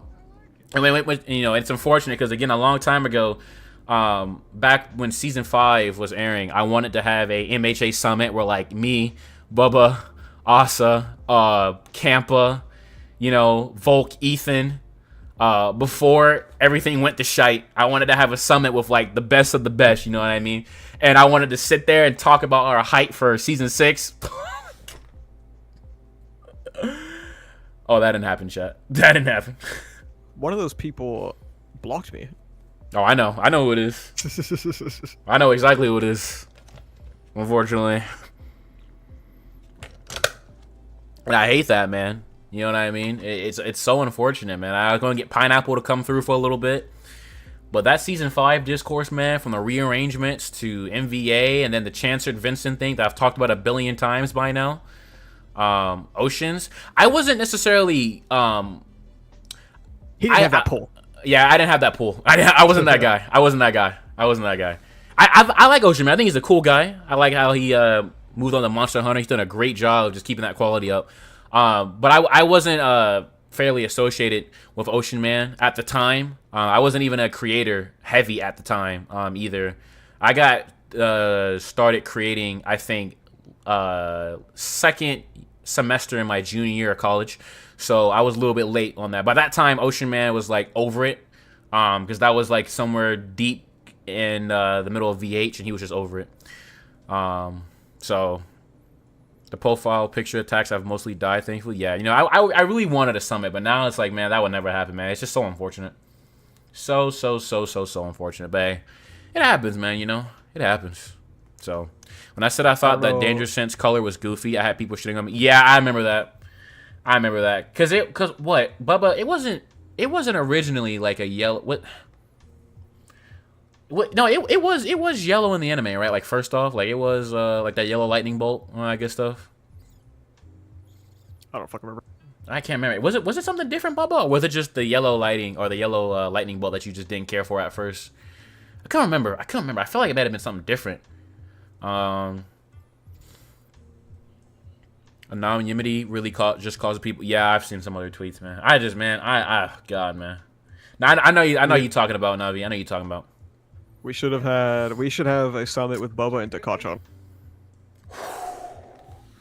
Yo, low key, I would actually reach out to her and ask her if she would like to come talk about him and shit. I would do it. I've only got into it for one time, and she never blocked me. Cause I was chilling, but I would actually reach out to her and be like, "Would you like to come on stream and talk about, Easy Ultra?" I love how some people have such I'm such a strong anti-Bakudeku in some people's minds. Yeah, I don't think I've ever spoken about it in my entire life because I don't care. Dude, bro. Yeah, I guess we are both under that category of dude, bro. Unfortunately, I don't know how we got here, but like, it's kind of give a shit. Yeah, it's like, bro, like I think that's kind of dumb too, man. Like, because we're like, I don't know, dudes, we get thrown into that corner, man. It's just like, man, we care about the narrative, man. We are not here to ship. I swear to God, we are not here to ship, man. We just want to see how the stories ends, man. She unblocked. She unblocked you. Wow, not bad, Bubba. I need to tell her to undo that now. But like, yo, you got a terrorist. You following? You unblock the terrorist. You need to get him out of here. Another example of what we're talking about is literally Takachan, though. Even though she is kind of insane, people like follow her around to screenshot everything she posts. That, you know what? It's funny you say that. I don't know who it was, but a couple of weeks ago or a couple of months ago, before I had took my break around Twitter, somebody had said something crazy in a group chat about her. I remember. I don't know. You know who I'm talking about. It was a group chat screenshot, and I'm like, I know the girl, or I know the woman is older than us. You know what I mean? But y'all. Is she older than me? Yeah, she's older than both of us. I'm pretty sure. You say it like you're old, when you're not. I thought it was like what, like 67 or something, man. Okay. Just casual, okay. Not even gonna argue with this, okay, man. All right. It was vile, yeah. I think they were talking about like fucking her in a group chat, weren't they? Yeah, it was some weird shit. Yeah, and I was like, dude, yeah, I heard that. Yes, that's who it was. And I was like, man, listen, I don't care how extreme the ship gets, man. You have got to leave these girlies and everywhere in between alone, man. It really is not that serious, man. It really is not, man. I had to stop myself from speaking on that because I was about to get into it for like all of them. You know what I mean? But I was like, man, let me just keep my mouth shut like I always do. But that stuff is just crazy, man. It's just so crazy, man. And I also fear for them a little bit too. Not gonna lie, because I'll be honest. If we have a lick of like consciousness, we know where MHA is going to end up with the shipping stuff. And I know for a fact that the level of harassment that is about to happen, especially with Pineapple, dude. I know Pineapple's gonna tap back in one more time. I know he's gonna tap back in one more time. Because remember he got into it with them, but he got into it with them back when Endeavor and All for One was going on weekly. He got so deep in that mug. He was fighting them for like 2 to 3 days, man. This is something I would talk about off stream. I'll be really mad. I hear you. I'll let it go. But it was just like, man. Man, like, this shipping stuff is nuts, man. Everybody need to just calm down, drink some juice, man. Wild times, man. We've really been through some wild times, man. I mean, truly. My God, man. After what happened when Bakugo died, yeah, he definitely coming back. Oh, yeah, he coming back one more time. There's a fan animation of Ochako and Bakugo kissing, and I keep posting it as leaks at the start of every season. Yeah, that's actually kind of funny, Titania. I hope you do it again for season 7. What's pineapple? A fellow content creator It's a in fruit, arms. dude. Shit, I should have went with that, dude. I should have went with that. Oh my god, I'm still in the bag. Oh, I'm still in the bag. I'm finna get copyright strike by him. He'd be like, "Hey, stop talking about me." Sensei, I am not familiar with your game. Have you read One Piece? I have not read One Piece. I am caught up to the one. Okay, I stopped watching One Piece after Wano. I am letting Egghead stack, and then I'm tapping back into One Piece very soon. I will probably tap back into One Piece at the end of summer. I just want a little bit of a break. You know what I mean? Because Wano literally lasted my entire 4 years of college as an anime adaptation. That is ridiculous. It is actually insane. I don't know how in the world Toei stretched an entire arc for 4 years, but hey. The same way Horikoshi's doing it right now. Waffling, man. Waffling. They were insane for that. Bro did not witness Ichiruki and versus Ichihime. Yeah, you know, it's funny. I keep hearing about that. We can still save you, Jordan. Drop the series. I cannot, Bubba. I told you. I must stand with my fist held high in the end. Yo, Egghead going crazy. Wano was peak. Yeah, I've seen the clip of Luffy versus Lucien. Yeah, that stuff, that's some crazy stuff. I will be tapping back in very soon. I just need a short break because, oh my god. That was a long fight. Roof Peace was. Egghead's gas though. Yeah, I'm gonna tap back in. I just need a breather. I've been consuming other shows recently. I watched all of Monster. I've watched Madoka. Right now I'm watching outside of the seasonal loop. I'm watching Moriarty the Patriot. Oh my god, yo, get that better be Zorba snoring, bro. He does snore. I knew it, man. Such a tough guy. Tough little baby, man. Establishing his dominance, the power of snoring. Oh, man. No, not MHA. You bum. Drop One Piece. I can't. I gotta see how this ends. Unfortunately, Oda has me in a grip. Bro, how is it at episode 1101? I thought episode 1000 like a year ago. Yeah, tell me about it. Episode 10. 101 weeks have passed. Dude, it's. You're actually. Dude, I can't take you anywhere, bro. You're the type of person. You're the type of person to get us kicked out of an event for answering a question too literally, bro. I have never been kicked out of anywhere in my entire life. Dude, I'm very well adjusted. But how did you two get in here? We walked in here. All right, bro. Like you're definitely that person, bro. Where are your tickets? That's the answer to the question. I walked here. Dude, I'm never going anywhere with you, bro. We're getting kicked out. Ask a better question. Monster was great. Yeah, it was great. I'm actually working on my first movie project with Monster. It's taken me a very long time, but I'm very excited to put it out. Hopefully sometime in summer. Yeah, man. It's just oh man. Why also do me like that? Hey man, he's Captain Literal over here. Huh? It's Captain Literal, man. Literally answered the question. Not a captain. Man. What are you, man? Just a dude. It's a chill dude, man. Dude with a cat, man. Do you want to do fence? What? Sorry, should I have asked that off stream? Dude, this gets taken down because that question, Rob, I'm actually gonna lose it.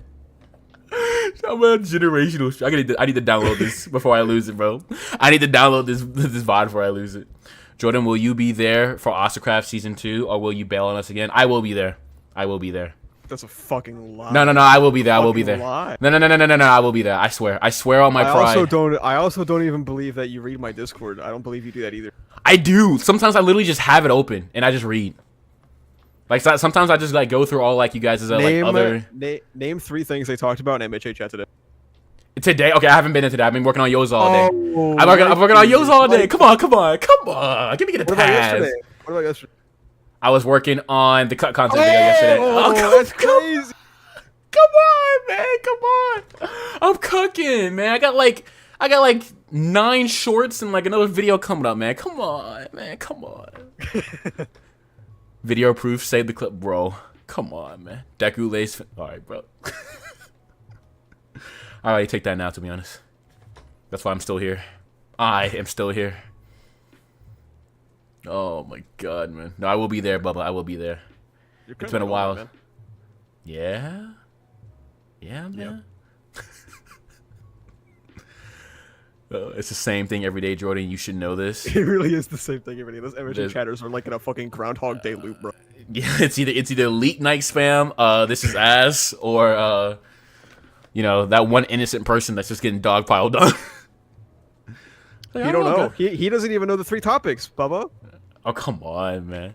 What could possibly be topic number 3 besides I don't like this chapter? Shoto. Oh. Okay. Downplaying Shoto yesterday? Really? There's a Shoto stan in the Discord who like hates Shoto as well, and they bring Shoto up in every single conversation ever. So every time you look in the MHA chat, they're talking about Shoto. Oh no! Oh no! How in the world did you guys end up there? Hold on, I kind of want to go look at that. Make sure you guys go into the MHA Leaks channel and post Leaks Tonight Groffuel.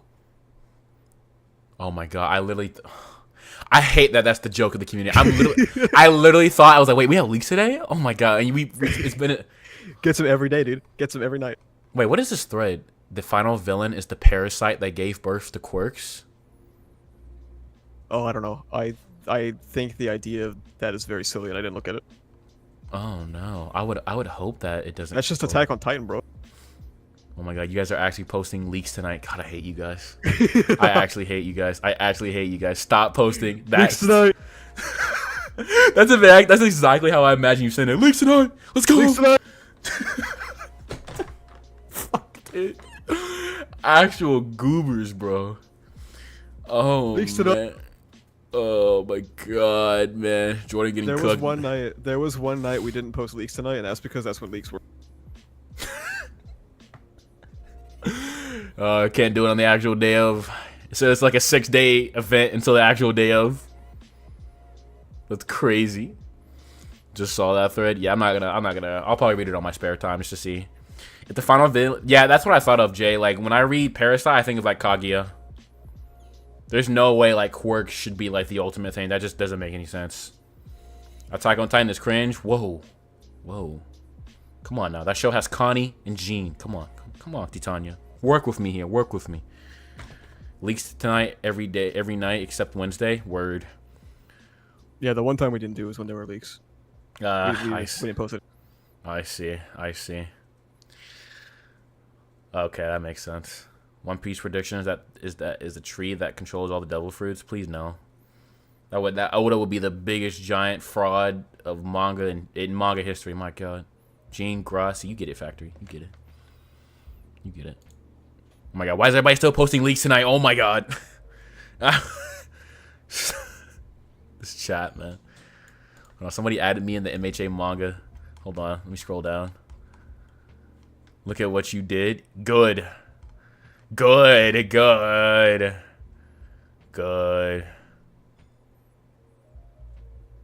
very proud of this chat. W chat. You got some actual gamers in there, Asa. Actual gamers. I know. Leaks tonight. It's either that or the Kung Fu Panda scroll. What's the Kung Fu Panda scroll? You see how he's just ignoring all the leaks tonight in YouTube chat? They literally just came up. I see leaks bro. I literally clicked back over and it's just leaks tonight. He's just ignoring it. Guys, please. From coming to save me from MHA to leaks tonight. You can't get any better than this.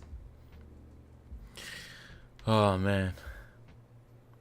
Are you gonna tap into my ReZero Season 3 stream so that you can give the anime only perspective? Oh, definitely. I will. Look, whenever you want me on, hey, let me know. I'll be there on time. I think that might be interesting for you to join in and talk about how it was as an anime only. Oh yeah, no, I definitely love to do that. Definitely would love to do that because ReZero is funny. As much anime as I watch, ReZero is one of the few shows where I really like lock in, really lock in. Because I feel like if I even like try to talk or look away for a second, I'm gonna miss something so crucial. I really lock in with ReZero, so I definitely can be there if you wanna let me on sometime. Yeah, dope. Okay. Yeah, because it's gonna be interesting. Because I mentioned in my cut content video because I talked about cut content and how it's kind of like a complicated issue, so to speak. And I talked about it with manga, and then it kind of it started to get very noticeable with webtoons, right? And then light novels. And I also talked about how like ReZero, I mentioned you in there, and I was talking about how like you enlightened me like Owl's character, you know what I mean, and how it's just like in your own words, that's why I asked you, like you said that, and I quote, good anime, not the greatest adaptation, you know what I mean, and I feel like that's probably what the case for a lot of different light novel series. I think Don Machi is probably like in the same ballpark of ReZero because I don't know if you've seen a YouTuber named Annie News, but they cover like cut content. And I swear, ReZero and Don Machi is like neck and neck in terms of cut content videos. There's so much cut content, and I love Don Machi. Like Don Machi and ReZero to me are excellent anime. You know what I mean? Of course, not adapted by anime, but I'm like, man, if that's the case for ReZero, then I know Don Machi's probably just as much butchered. You know what I mean? Who knows how many cuts season 3 is gonna have, man? Dude, I can see it now, man. I can see it now, man. I know for a fact there's probably gonna be like one cut that you guys are gonna be so pissed off about. Like, genuinely. Probable.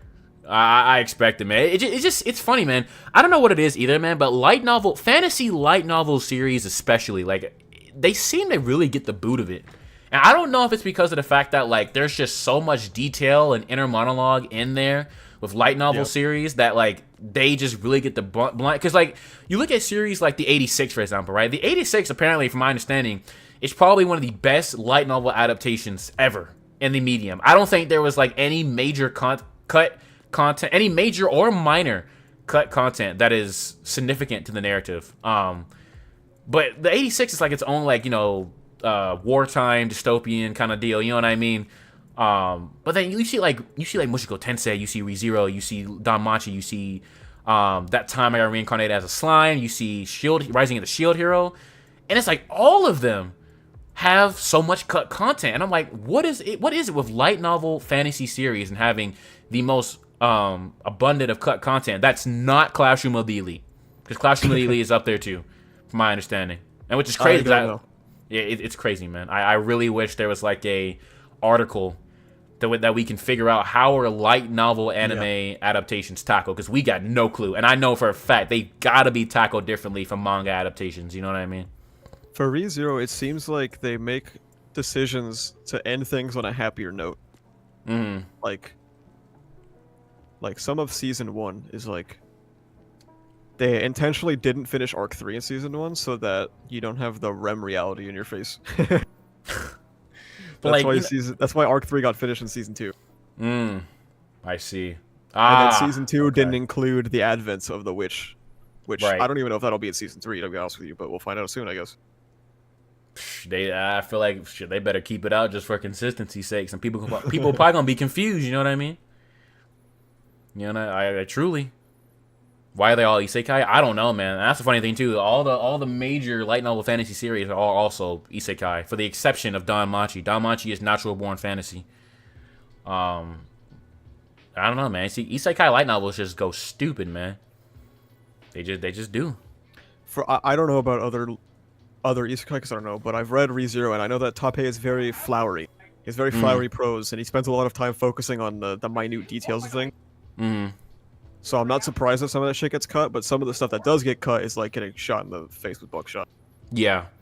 I believe that to be the case with Don Machi. From my understanding, there's a lot of like conversations and like exchanges with like the gods, in that series. Like notable characters. That really like kind of pan out to certain decisions, but it's just gone. Have you read Tomodachi yet? I've not read it, but I have watched the anime. Really enjoy season 1. Not need a season 2. It usually does have to do with a lot of detail information. It would be really helpful. We got an interview from directors describing the process. I agree.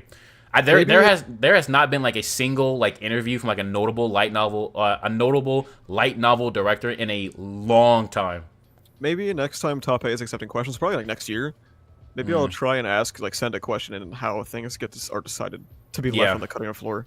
Yeah, it's really interesting because there's much information that we get about like the anime industry now these days with like interviews, CEO talks, and all that good stuff. Light novels like really do escape the conversation. It's really interesting when you really think about it. Like, why? Yeah. Why do light novels escape the conversation? Is it like just so?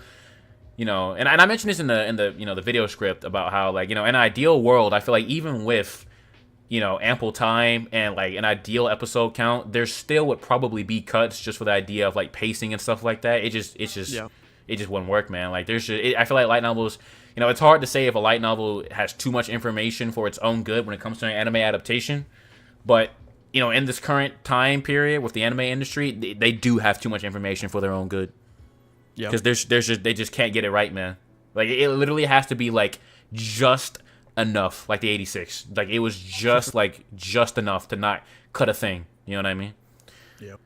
Mushigo Tensei author did say the main character didn't think slavery was wrong. Yeah, I remember that. And then the whole community blew up, and then they had to backpedal. They had like it was like a whole thing. Cause Chibi covered it. He was like how the author basically like had to like came out and apologized about how like you know whatever they said, and like they do think slavery is bad, but like in this instance with this character. And a while back we got an interview with Redo of a Healer. We don't speak about that anime. All right, man. It's 8:37. I gotta go to the store. Yeah, man. Get out of here, man. Oh, appreciate you coming on, man. And the raid. Like that, you know, you want me gone, it's fine. Like I can.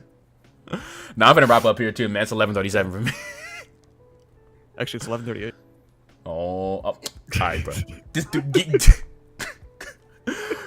dude, this dude, man. See what I mean, chat? Actual goober, man. Why are you mad, bro? I'm not, man. I absolutely love it, man. You're so mad, dude. No, I'm not mad. Calm Me down, mad? bro. Me mad, man? Come on, man. You're gonna be mad when 421 comes out, buddy. All right, man. Your groceries are calling your name, man. Are they? I don't think they do that, man. Oh my god. A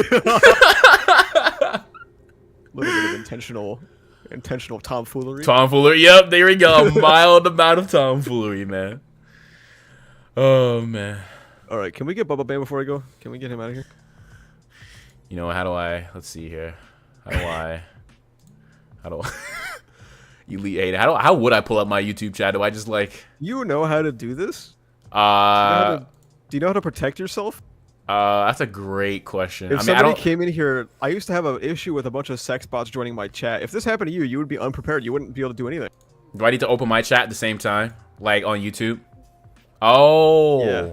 Ah, I see now. And then I just, I didn't know that. Damn.